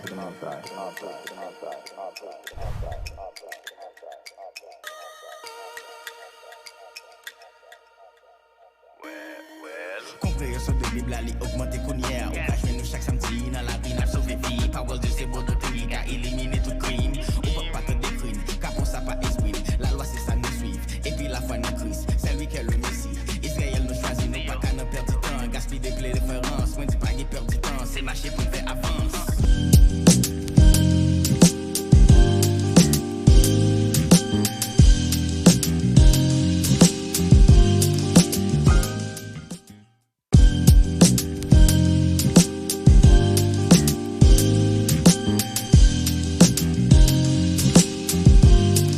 Now we're back.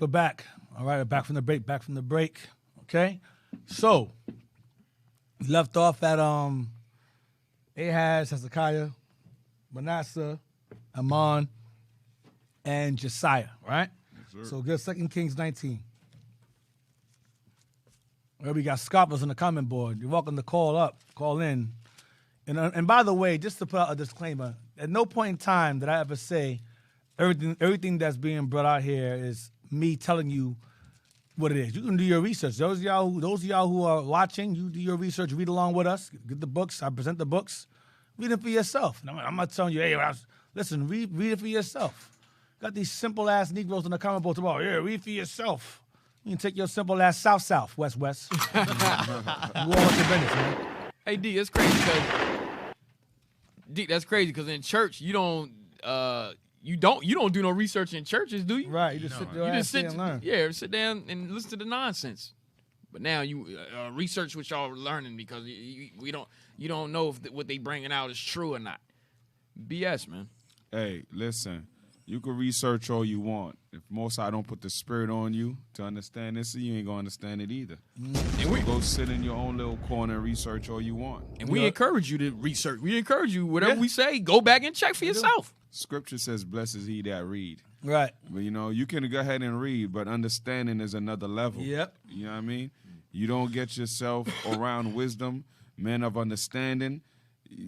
You all you gonna keep doing scoffing online. Yeah, niggas, we are our own saviors, yeah? We are our own saviors, so how about you take your people out of the conditions they're in all over the world? Since we are our own saviors, buddy. Because you say we're our own saviors, that means you're saving yourself. You're not saving your people. It means you're still in that individual mindset. You're not a savior at all. Savior, our forefathers went to try to save their people, not themselves, dumbass. That's the difference between you and them. 267-702-6121. Please call up. Get your ass handed to you. You stupid. 267-702-6121. Sensual ministry. Yeah, 2 Kings 19:37. You guys, just be quiet. Why are you here? I don't understand. It's like you come on in the room to tell people, don't listen to him, but you're listening to me while you're in the room. Right. No sense. Let's go. 2 Kings 19:37. Chapter 19, verse 37. And it came to pass, as he was worshiping in the house of Nisroch, his god, that Adrimelech and Sharezer, his son, smote him with the sword, and they escaped into the land of Armenia. Mm-hmm. And Asarhaddon, his son, reigned in his stead. Right, Sennacherib died, and so I want you to go. Yeah, that's fine. Yeah. So Sennacherib died. Sennacherib was killed by his sons, and the Asarhaddon took his place. Now, get chapter 20, verse 1. 2 Kings chapter 20 and verse 1. Right, here we go. In those days was Hezekiah sick unto death, and the prophet Isaiah the son of Amoz came to him, and said unto him, Thus saith the Lord, Set thine house in order, for thou shalt die and not live. Then he turned his face to the wall, and prayed unto the Lord, saying, I beseech thee, O Lord, remember now how I have walked before thee in truth, and with a perfect heart, and have done that which is good in thy sight. And Hezekiah wept sore. Because he was told by Isaiah you're going to die. So he started praying to the Lord and praying to the Lord. Go ahead, and crying. Go ahead. And it came to pass, afore Isaiah was going out into the middle court, that the word of the Lord came to him, saying, Turn again. Turn around, Isaiah. Go ahead. And tell Hezekiah, the captain of my people. The what? The captain of my people. So a king is also a captain. A top captain of the people. Go ahead. Thus saith the Lord, the God of David thy father, I have heard thy prayer. I have seen thy tears. Behold, I will heal thee. On the third day thou shalt go up unto the house of the Lord. Go ahead. And I will add unto thy days 15 years. So I'm going to extend your life 15 more years, Hezekiah. You're not going to die now. I'm going to extend your life 15 years. This is a very motivational chapter of a man that's sick and the Lord having mercy upon him and extending his days. 15 more, over a decade longer. All right? Decade and a half longer. Go ahead. And I will deliver thee and this city out of the hand of the king of Assyria. And I will defend this city for my own sake and for my servant David's sake. And Isaiah said, Take a lump of figs. And they took and laid it on the boil. Right, these days here is referring to the time of Sennacherib. That's what it says. And in those days, Hezekiah was sick unto death. Go ahead. And he recovered. And Hezekiah said unto Isaiah, what shall be the sign that the Lord will heal me, and that I shall go up into the house of the Lord the third day? Now, this part is going to be heavy. Heavy, heavy, heavy. So what sign, Hezekiah is saying, what sign will I know that the Lord's going to heal me? Wait, what sign are you going to give me? Go ahead. How will I know? And Isaiah said, this sign shalt thou have of the Lord, that the Lord will do the thing that he hath spoken. Shall the shadow go forward 10 degrees or go back 10 degrees? Shall the shadow on the clock, because we had a sundial, shall the shadow go forward 10 degrees or go back 10 degrees? What is Hezekiah asking? What's he asking? He's saying the sun, when the sun comes up, the sundial moves what? It moves forward, right? And when the sun goes down, it moves back, I believe, right? I'm fixing it around. When the sundial moves, because it's like a shadow. It's the clock. It's the clock. It goes by the shadow of the sun, right? Right, the shadow of the sun. So it would go, trying to think how it would go. It would go up. It's time. I'm just going to simplify it. It's time. It's a watch. It's a clock. So the shadow going forward means time going forward, and I believe time is going backward if the shadow goes back. So he's saying, what sign do you want? Time to move forward or time to move backward as a sign of you being healed? Go ahead. And Hezekiah answered, it is a light thing for the shadow to go down 10 degrees. Right, it's a light thing for the shadow to go down 10 degrees. That's easy. Go ahead. Nay, but let the shadow return backwards 10 degrees. Let time reverse. Go backwards 10 degrees. I'm sorry, Deke. It says here for sundial, as the sun appears to move across the sky, the shadow aligns with the different hour lines on the sundial, on the clock, which are marked on the dial to indicate the time of the day. Time. So backwards, forwards in time. So Hezekiah is saying, listen, it's easy for time to move forward because time always goes forward. So if it's a sign, have it go backward. Wow. Watch this. Verse 11. And Isaiah the prophet cried unto the Lord, and he brought the shadow 10 degrees backward. Damn. By which it had gone down in the dial of Ahaz. The clock of Ahaz.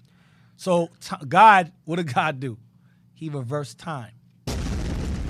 Back in time. He said, go back. That's crazy. Go ahead.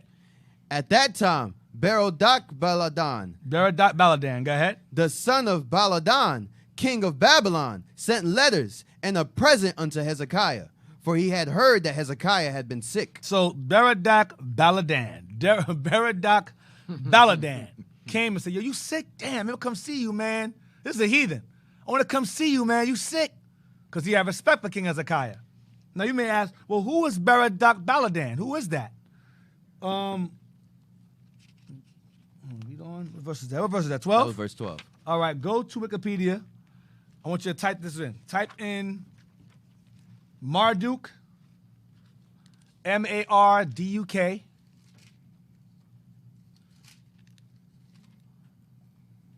Alpa, A-L-P-A.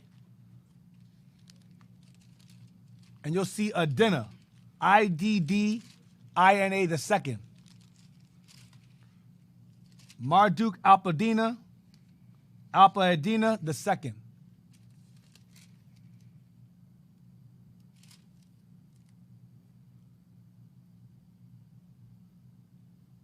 You see it? You typed it in? You see it? You typed it in? It says Alpha. No, Alpa.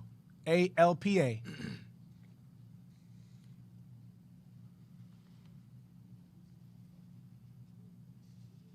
All right, let that go. Type in Baladan. That's his real name, but Baradak. That's B-E-R-O-D-A-D-H-C-H. It should come up right there, Baladan.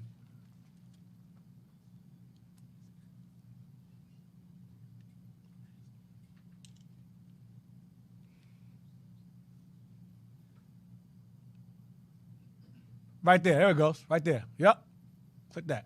Marduk Alpa Adina the second. Now, I read off to y'all earlier the names of Assyrian kings. And we read off Shalmaneser. We read off, Tiglath-Pileser, Shalmaneser. Ashurbanipal. No. You had Tiglath-Pileser, Shalmaneser, guy in between, and Sargon, right? So you have Marduk, Alpha, Adina II. Read that what it says? Marduk, Alpha, Adina II. Marduk's a god that they worship, Marduk, or Murdoch. It's the same god. The same thing. Go ahead. Murdoch, Alpha, Adina II. Go down. Bible. In the Bible, Merodach. In the Bible, Merodach Baladan, also called Murdoch Baladan. Baladan and Merodach Baladan. Murdoch has given me an heir. Right, Murdoch has given me an heir. So it means an heir of Murdoch. Was a Chaldean leader. Go ahead. From the Bit Yakin tribe. Originally established in the territory that once made the Sealand in southern Babylonia. He seized the Babylonian throne in 722 BC from Assyrian control and reigned from 722 BC to 710 BC. And from 703 BC to 702 BC. His reign is defined by some historians as an illegitimate third dynasty of the Sealand, inside the 10th dynasty of Babylon, or Assyrian dynasty. He was known as one of the kings who maintained Babylonian independence in the face of Assyrian military supremacy for more than a decade. So this guy was a Babylonian on his own, by himself, ruling. And they couldn't get rid of this dude. This guy, they couldn't beat him. He was a Babylonian that managed to maintain Babylonian independence from the Assyrians during the time. Go ahead. Sargon of Assyria repressed the allies of Marduk, Alpha, Adina II in Elam, Aram, and Israel, and eventually drove, 710 BC, him from Babylon. After the death of Sargon, stop moving, please. After the death of Sargon, Marduk, Alpha, Adina II briefly recaptured the throne from a native Babylonian nobleman. You got it again. He's annoying. Go ahead. He reigned 9 months, 703 BC to 702 BC. He returned from Elam and ignited rebellion in Babylonia.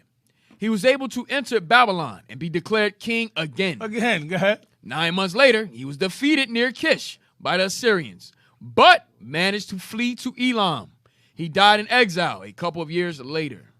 So, go to the pamphlet, Babylon.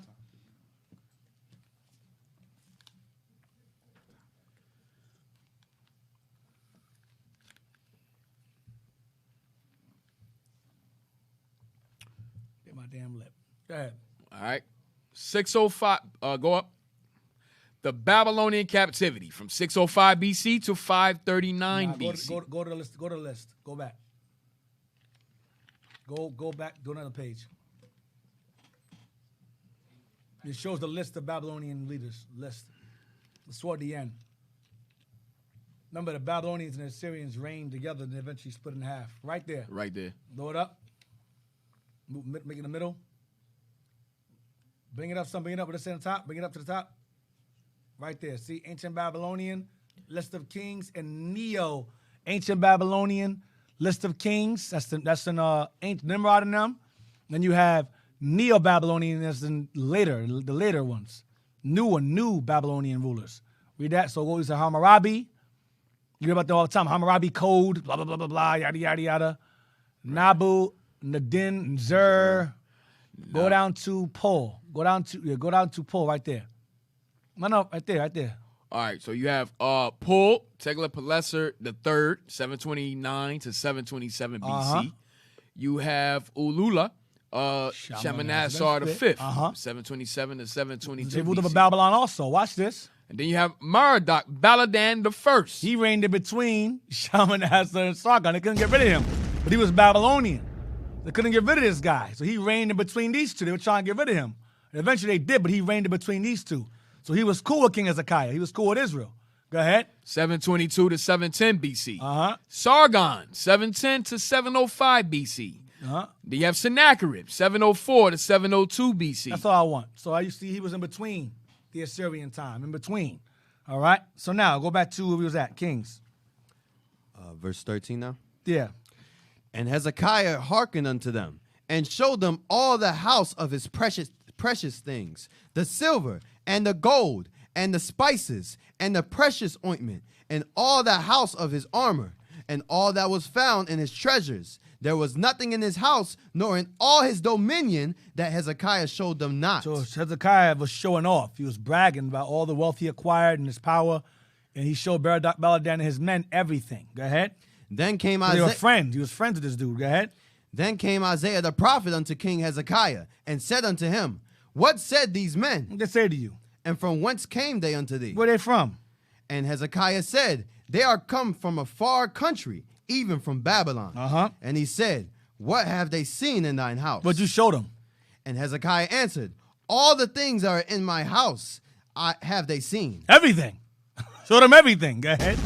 There is nothing among my treasures that I have not shewed them. Go ahead. And Isaiah said unto Hezekiah, Hear the word of the Lord. There we go. Behold, the days come that all that is in thine house, and that which thy fathers have laid up in store unto this day, shall be carried into Babylon. Nothing shall be left, saith the Lord. Damn.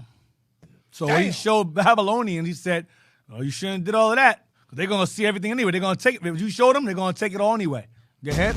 And of thy sons that shall issue from thee, your kids you have after this, go ahead, which thou shalt beget, they shall take away, and they shall be eunuchs in the palace of the king of Babylon. They're going to take your kids too. They're going to take your kids and your grandkids. They're going to take them away and cut their stuff off and take them into Babylon. Hezekiah's children will be eunuchs. Okay? Go ahead. Then said Hezekiah unto Isaiah, Good is the word of the Lord, which thou hast spoken. So be it. Go ahead. And he said, Is it not good if peace and truth be in my days? Nope. Stand, boy. I guess I'm going to keep it righteous until I'm gone. Go ahead. And the rest of the acts of Hezekiah, and all his might, and how he made a pool and a conduit. He made an aqueduct, a waterway. Go ahead. And brought water into the city.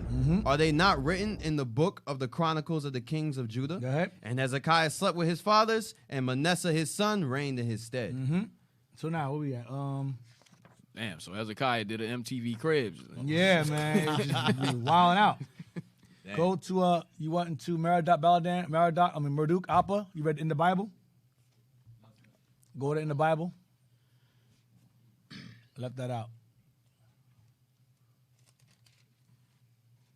And read that. In the Bible, he is mentioned as king of Babylon in the days of King Hezekiah, both in 2 Kings 20 and 12. Here called Baradak Baladan, and in Isaiah 39, chapter 39, verse 1. Isaiah 39 is a complete repeat of what was said in 2 Kings 20 and 12. It's the exact same thing. Go ahead. In both passages, he sends Hezekiah a letter, having heard of his illness and recovery. His messengers who have delivered the letter are lavishly entertained by Hezekiah. Lavishly entertained. Go ahead. Leading the prophet Isaiah to criticize Hezekiah for his excessive openness about the wealth he had amassed. See that? The Lord said you can't let people, don't let the heathen in your house. Don't do that. Okay? So now, let's show them everything. So now, let's get, he reigned, I read it already. Go to 2 Kings, no, we read that also. Go to 2 Kings 23, 28. Y'all can, if you want, y'all can text your questions or comments regarding the class to 267-702-6121. You can text us or call in anytime. If your questions are not answered, just know you are off topic, because we're answering questions pertaining to the class. Right. So save that question for another time, or somebody may answer you in a comment board. 2 Kings chapter 23, verse 28. Now the rest of the acts of Josiah and all that he did, are they not written in the book of the Chronicles of the kings of Judah? In his days, Pharaoh Necho, king of Egypt, went up against the king of Assyria to the river Euphrates. I read it already. Go to Jehoahaz. Give me 1 Chronicles 3:15. Kind of going fast, which is not bad, but it's all right. 1 Chronicles 3:15. Regarding Jehoahaz. 1 Chronicles chapter 3 and verse 15. And the sons of Josiah were The firstborn, Johanan. The second, Jehoiakim. The third, Zedekiah. The fourth, Shalom. The fourth, Shalom. Shalom is Jehoahaz. My Bible has Jehoahaz as Johanan, but that's not true. Shalom is Jehoahaz. Shalom is Jehoahaz. Most scholars agree that Shalom and Jehoahaz are one and the same. Okay? Now, so the sons of Josiah was Johanan, Joachim, Zedekiah, and Shalom. Now get 2 Kings 23, 30 to 33. You're going back. 30 to 33. 2 Kings chapter 23, verse 30. And his servants carried him in a chariot dead from Megiddo, and brought him to Jerusalem, and buried him in his own sepulchre. And the people of the land took Jehoahaz, the son of Josiah, and anointed him, and made him king in his father's stead. Jehoahaz was 23 years old when he began to reign, and he reigned 3 months in Jerusalem. 3 months. And his mother's name was Hamutal, and the daughter of Jeremiah of Libnah. And he did that which was evil in the sight of the Lord, according to all that his fathers had done. Go ahead, 33. And Pharaoh Necho put him in bands at Riblah in the land of Hamath, that he might not reign in Jerusalem. Put him in Syria. Go ahead. Put him in prison in Syria. Go ahead. And put the land to a tribute of 100 talents of silver and a talent of gold. And taxed us. So Pharaoh Necho removed Jehoahaz after 3 months from ruling into prison. Go ahead.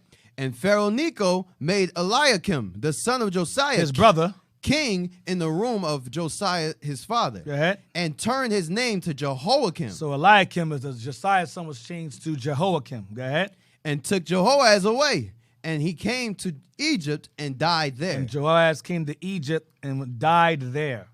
All right. So he put Jehoahaz in prison in Hamath, Syria, put his brother in his place, then brought him over to Egypt, and he died there. Now, give me verse 30. Read down to the end. Verse 35. And Jehoiakim gave the silver and the gold to Pharaoh. He paid the taxes. Go ahead. But he taxed the land to give the money according to the commandment of Pharaoh. He exacted the silver and the gold of the people of the land. He taxed us. Go ahead. Of everyone according to his taxation, to give it unto Pharaoh Necho.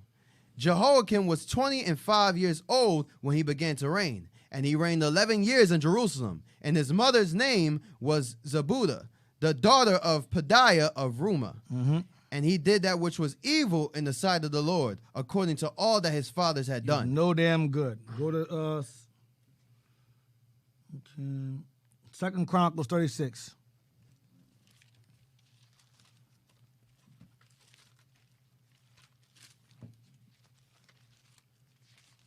So Hezekiah, remember, his seed shall go into Babylon and be made eunuchs. Keep that in mind, because we will revisit that again. 2 Chronicles 36, 1 to 5. I'm going to answer this comment here or question here in the text. Go ahead. Yes, sir. 2 Chronicles chapter 36, verse 1. Then the people of the land took Jehoahaz, the son of Josiah, and made him king in his father's stead in Jerusalem. Jehoahaz was 23 years old when he began to reign, and he reigned 3 months in Jerusalem. And the king of Egypt put him down at Jerusalem, and condemned the land in 100 talents of silver and a talent of gold. And the king of Egypt made Eliakim his brother king over Judah in Jerusalem, and turned his name to Jehoiakim. And Necho took Jehoahaz his brother and carried him to Egypt. Jehoiakim was 25 years old when he began to reign, and he reigned 11 years in Jerusalem. And he did that which was evil in the sight of the Lord his God. 6. Verse 6. Against him came up Nebuchadnezzar, king of Babylon, and bound him in fetters to carry him to Babylon. Yep, and took him to Babylon. So now we enter Nebuchadnezzar. We enter Nebuchadnezzar. Now, what's the question there? Oh yeah, we got a question. We don't know who the caller is, but the question is: when the sun moved back 10 degrees, would the Syrian and the coming Babylonians note it down in their records, or would they disregard it like the Egyptians with the 10 plagues? Nah, nothing to do with the Assyrians. So what's the question? I don't get it looks like they're asking, would we find in text and I guess in of that event happening? No, in the Babylonian text of that happening. No, because I guess it wasn't that significant. It wasn't enough to notice. But we noticed it. We're watching. So I guess we watched it. The sun go back. Watch it go down. We watched it go back. So everybody wasn't noticeable enough. It wasn't noticeable enough for them to recognize it, I would say. But no, they're not going to document that. Yeah, and when they said just like the Egyptians, I forgot which. The plagues that was different. That was people dying, and that was elements attacking. That was a whole different set of circumstances regarding a sundial. I guess they're just trying to find out how we brought the books where they're different on the stelas and the sculptures. They would have had that. That wasn't significant enough to document. That was something that the Lord showed us on Ahaz's sundial to watch and say, "Oh wow, look, it's going back."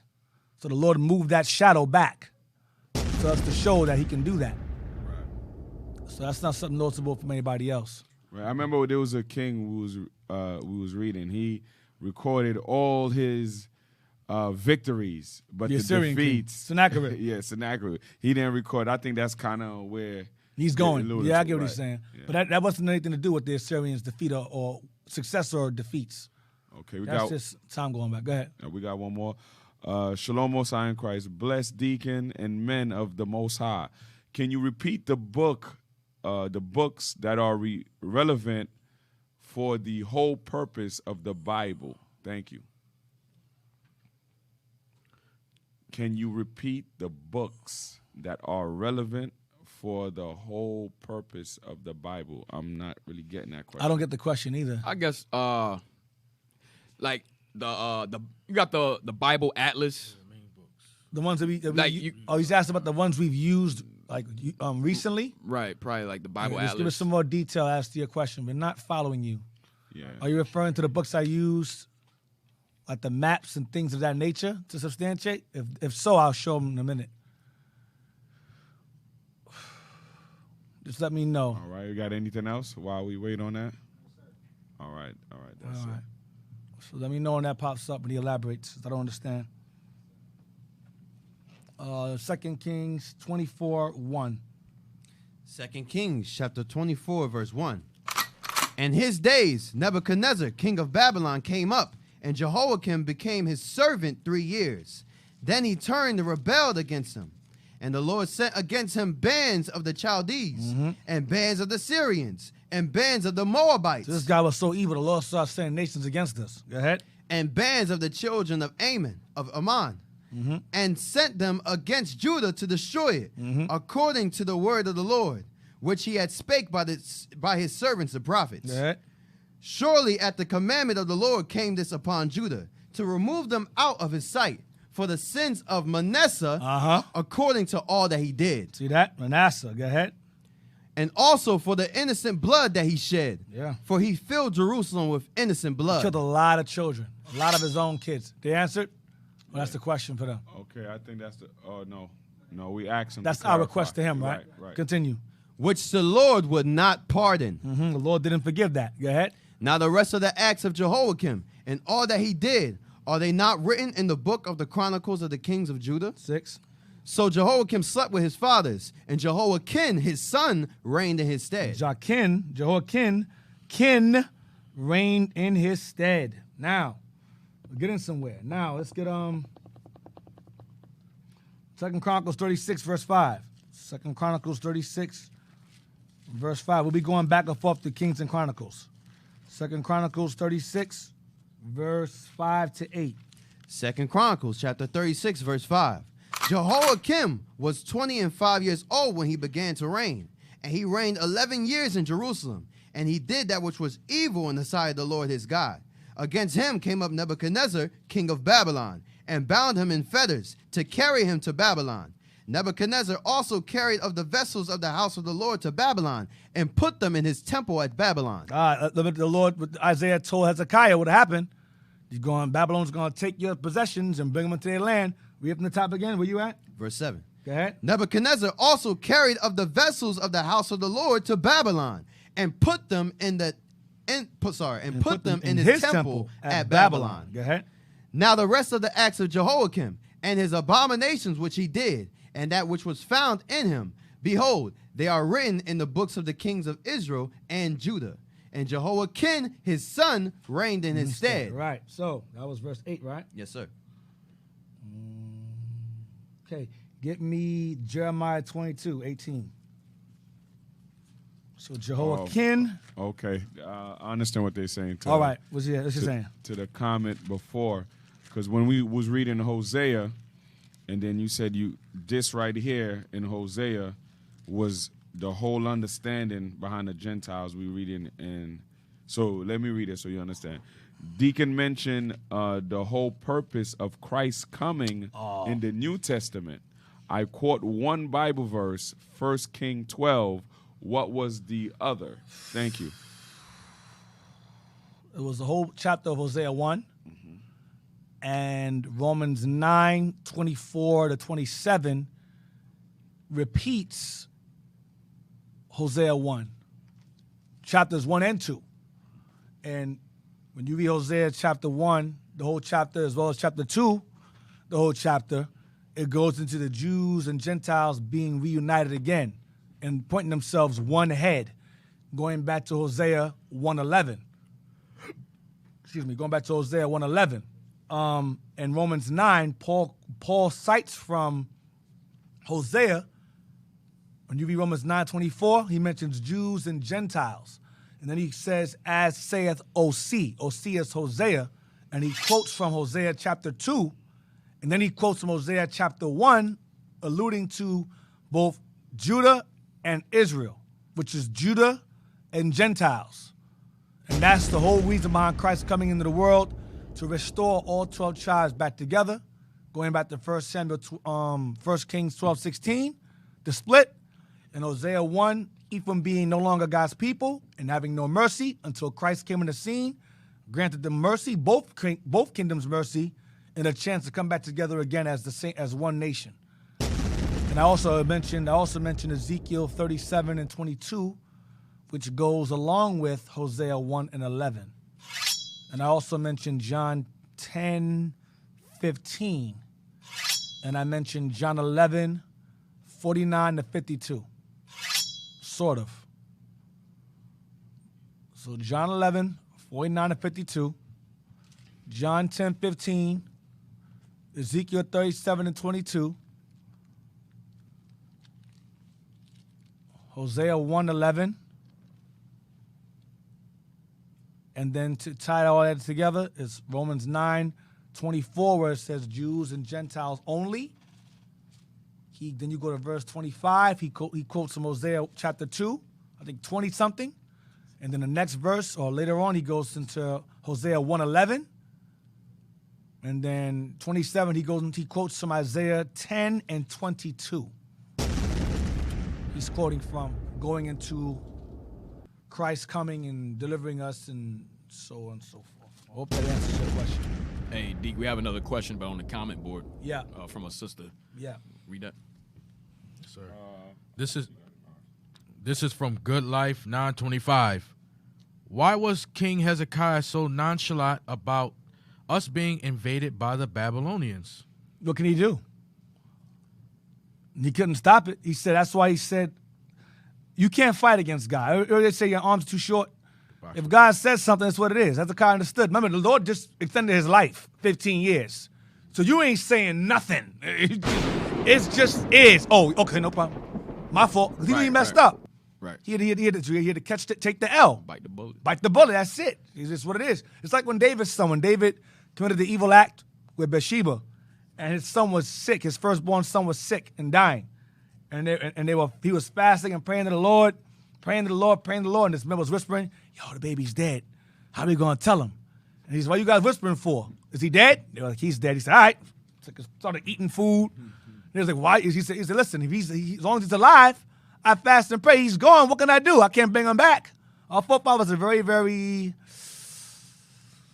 I won't say not emotional, but they understood it. It is what it is. That was their mindset. It is what it is. Let the Lord's will be done. You know? It says, especially having the knowledge of regeneration. That's just the last part of it. Yeah, well, I mean, it's the same. It's like death. Our forefathers didn't fear death because they acknowledge what you just said. They acknowledge it's like, oh, I'm going to die. I'll be back. You know, it is what it is. That's off topic. Yeah, I don't know. Yeah, it's off topic. Don't even bring that up. It's off topic. Where we at? You said Jeremiah 22 and what verse? 18. Jeremiah chapter 22 and verse 18. Therefore, thus saith the Lord concerning Jehoiakim, the son of Josiah, king of Judah, they shall not lament for him, saying, ah, my brother, or ah, sister. They shall not lament for him, saying, ah, Lord, or ah, his glory. He shall be buried with the burial of an ass, drawn and cast forth beyond the gates of Jerusalem. Taken captive. You're going to die outside the land because he was evil as hell. Go to 36:30. Same book.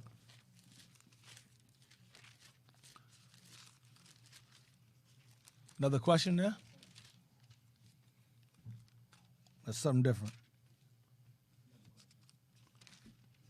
Oh, yeah. Go ahead. All right, Shalom, brothers. I would like to ask who are the modern day Assyrians? I mean to ask, right? I would like to ask who are the modern day Assyrians and their offsprings. Today. They still call themselves Assyrians today. Yeah, they still call themselves Assyrians today. Their name hasn't changed. But they're a small group of people, a community of people that reside between Syria, Iraq, Iran, and Egypt. There's a little area in between called the Kurdistanian Mountains. Or they call it the. I went over this like in the beginning of the class. You go back to like Assyria, I go into that. I explain who they are today. I go into that. You go back to the beginning of my Assyria class. Go back to Assyria. I go into who they are today. It explains it. Right. That's common. That's pretty common. That's not something secret. Right, and that goes into the other part of their question. You kind of answered both, but it says, where are the offsprings of the Babylonians and Assyrians?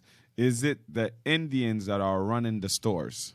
No, the Indians running the stores is your Persians. Indians running your stores is your Persians, the Elamites. But if you want to understand who the Assyrians are today, that would be my Assyria class. And today I answered Babylonians. That's Cushites. That's Ethiopians today, or your Somalians. That's your Cushites today. Ethiopians, Somalians. That's your Cushites today. All right. You got another one.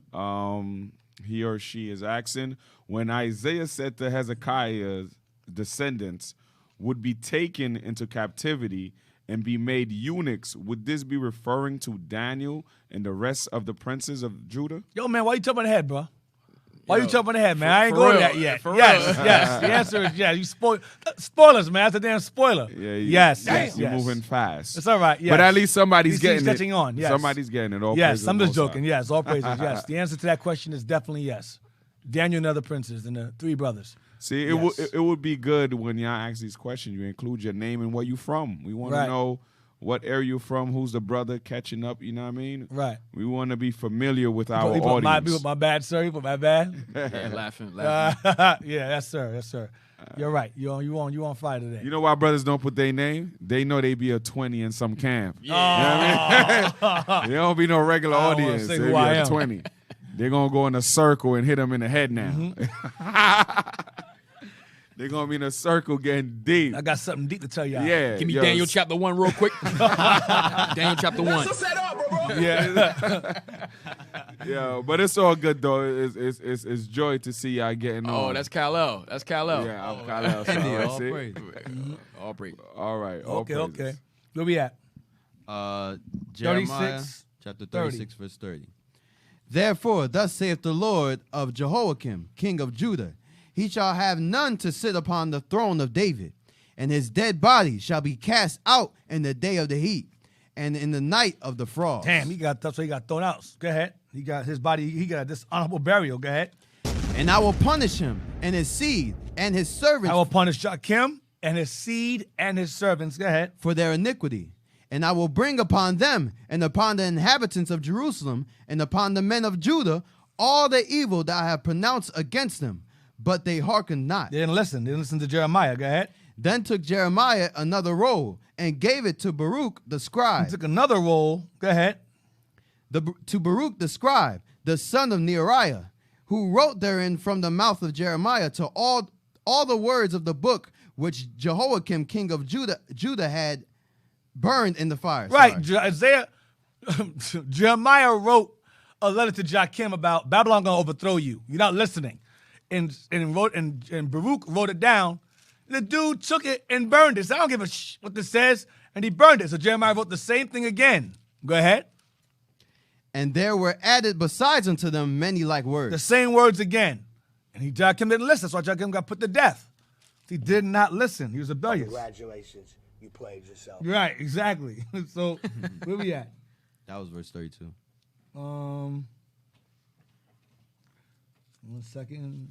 I got it written cluttered. Okay, get First Esdras 137. First Esdras 137.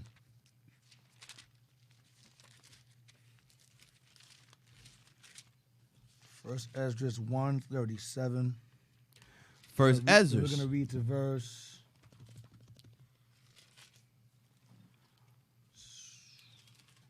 Hold on. I don't want to move too fast. First Esdras to 40. First Esdras chapter 1 verse 37. The king of Egypt also made King Jehoiakim his brother king of Judea and Jerusalem. We just read this. Go ahead.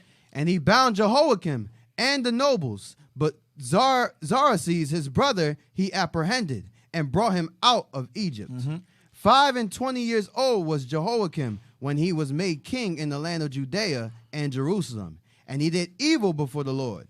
Wherefore against him Nebuchadnezzar the king of Babylon came up and bound him with a chain of brass and carried him unto Babylon. And took him to captivity, took him to Babylon, where he got an ass's death. He got thrown out in the damn street. All right. So now, let's get Daniel 1 and 6. Bring it out. Thank you, Khalil. I appreciate you, sir. Thank you. Daniel 1 verse 1. Just joking. Daniel 1 and 1. So Joachim got taken captive, brought to Babylon, died there. The law wasn't done yet. The book of Daniel, chapter 1 and verse 1. In the 3rd year of the reign of Jehoiakim. So remember, Daniel comes after Ezekiel, right? Read it again. In the 3rd year of the reign of Jehoiakim, king of Judah, came Nebuchadnezzar, king of Babylon, unto Jerusalem, and besieged it. And the Lord gave Jehoiakim, king of Judah, into his hands, with part of the vessels of the house of God, which he carried into the land of Shinar. Vessels into the house of his God. Go ahead. Which he carried into the land of Shinar to the house of his God. And he brought the vessels into the treasure of Ashpenaz. Take your time. And the king spake unto Ashpenaz, right? Where you at? The bottom of verse 2. And he brought the vessels into that treasure house of his God.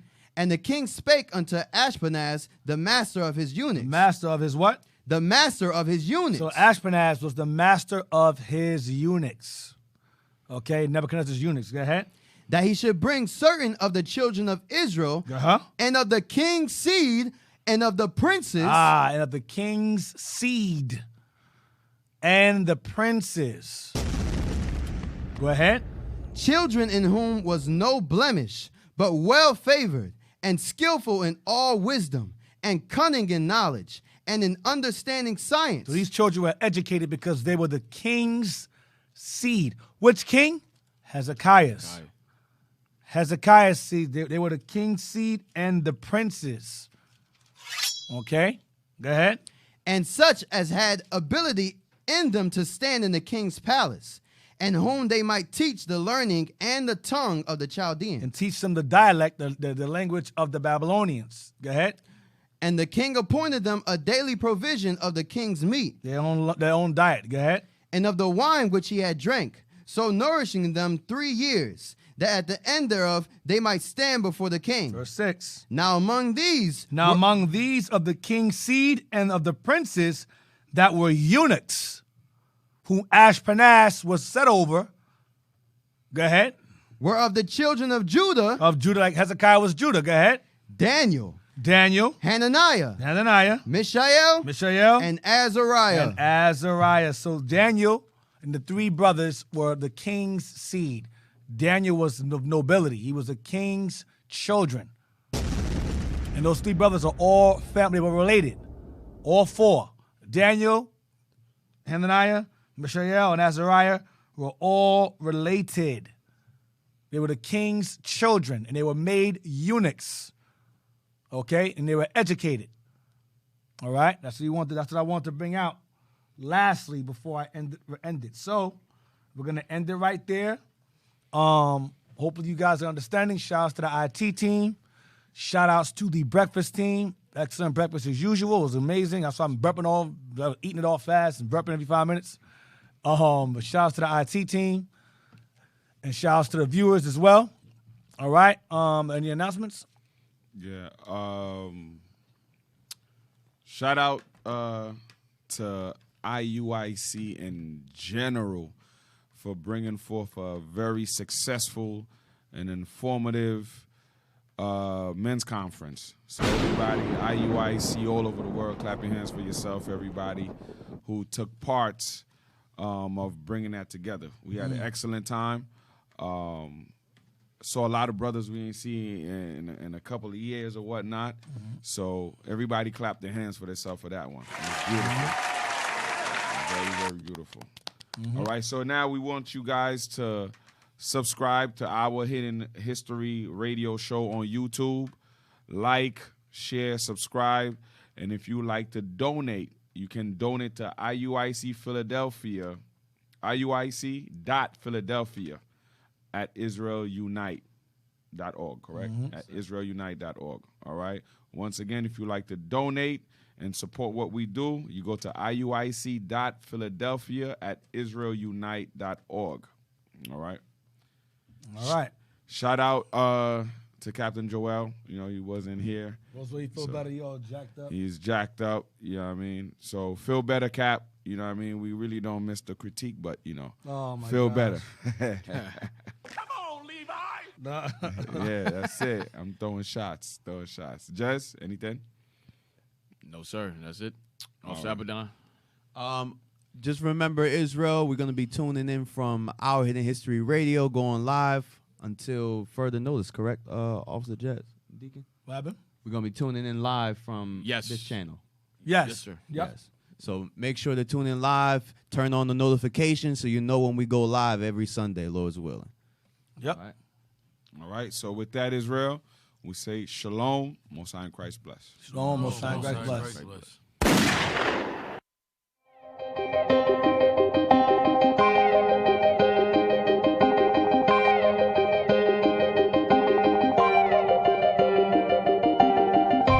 Searching for the road to the way back.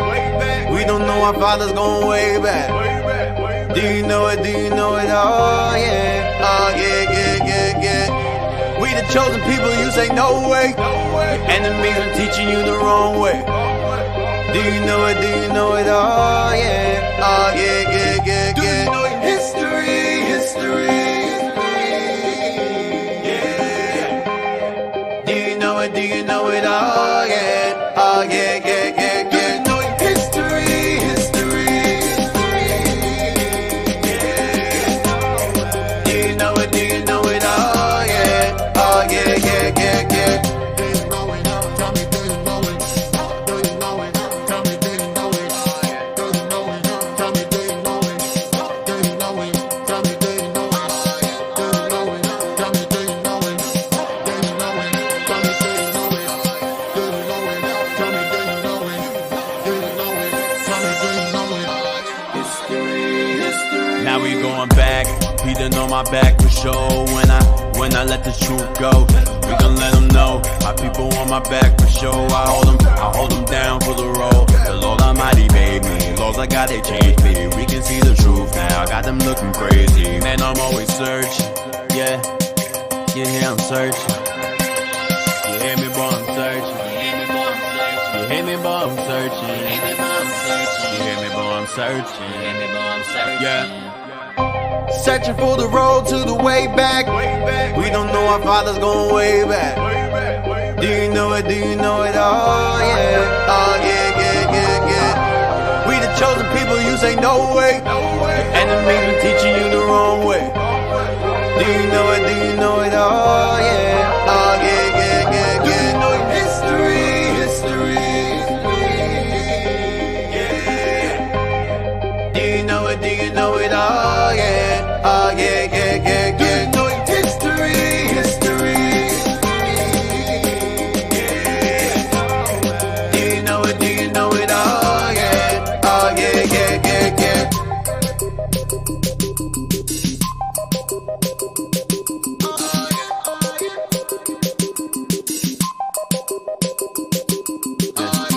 Rounding up the book to read, I gotta get them all looking overseas, and you know it, and you know it, yeah. Rounding up the,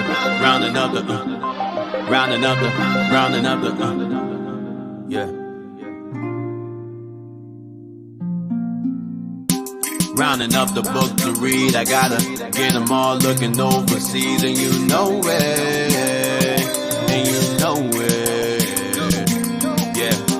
Reading through the law to see, I gotta dot the I's, even cross the T's, and you know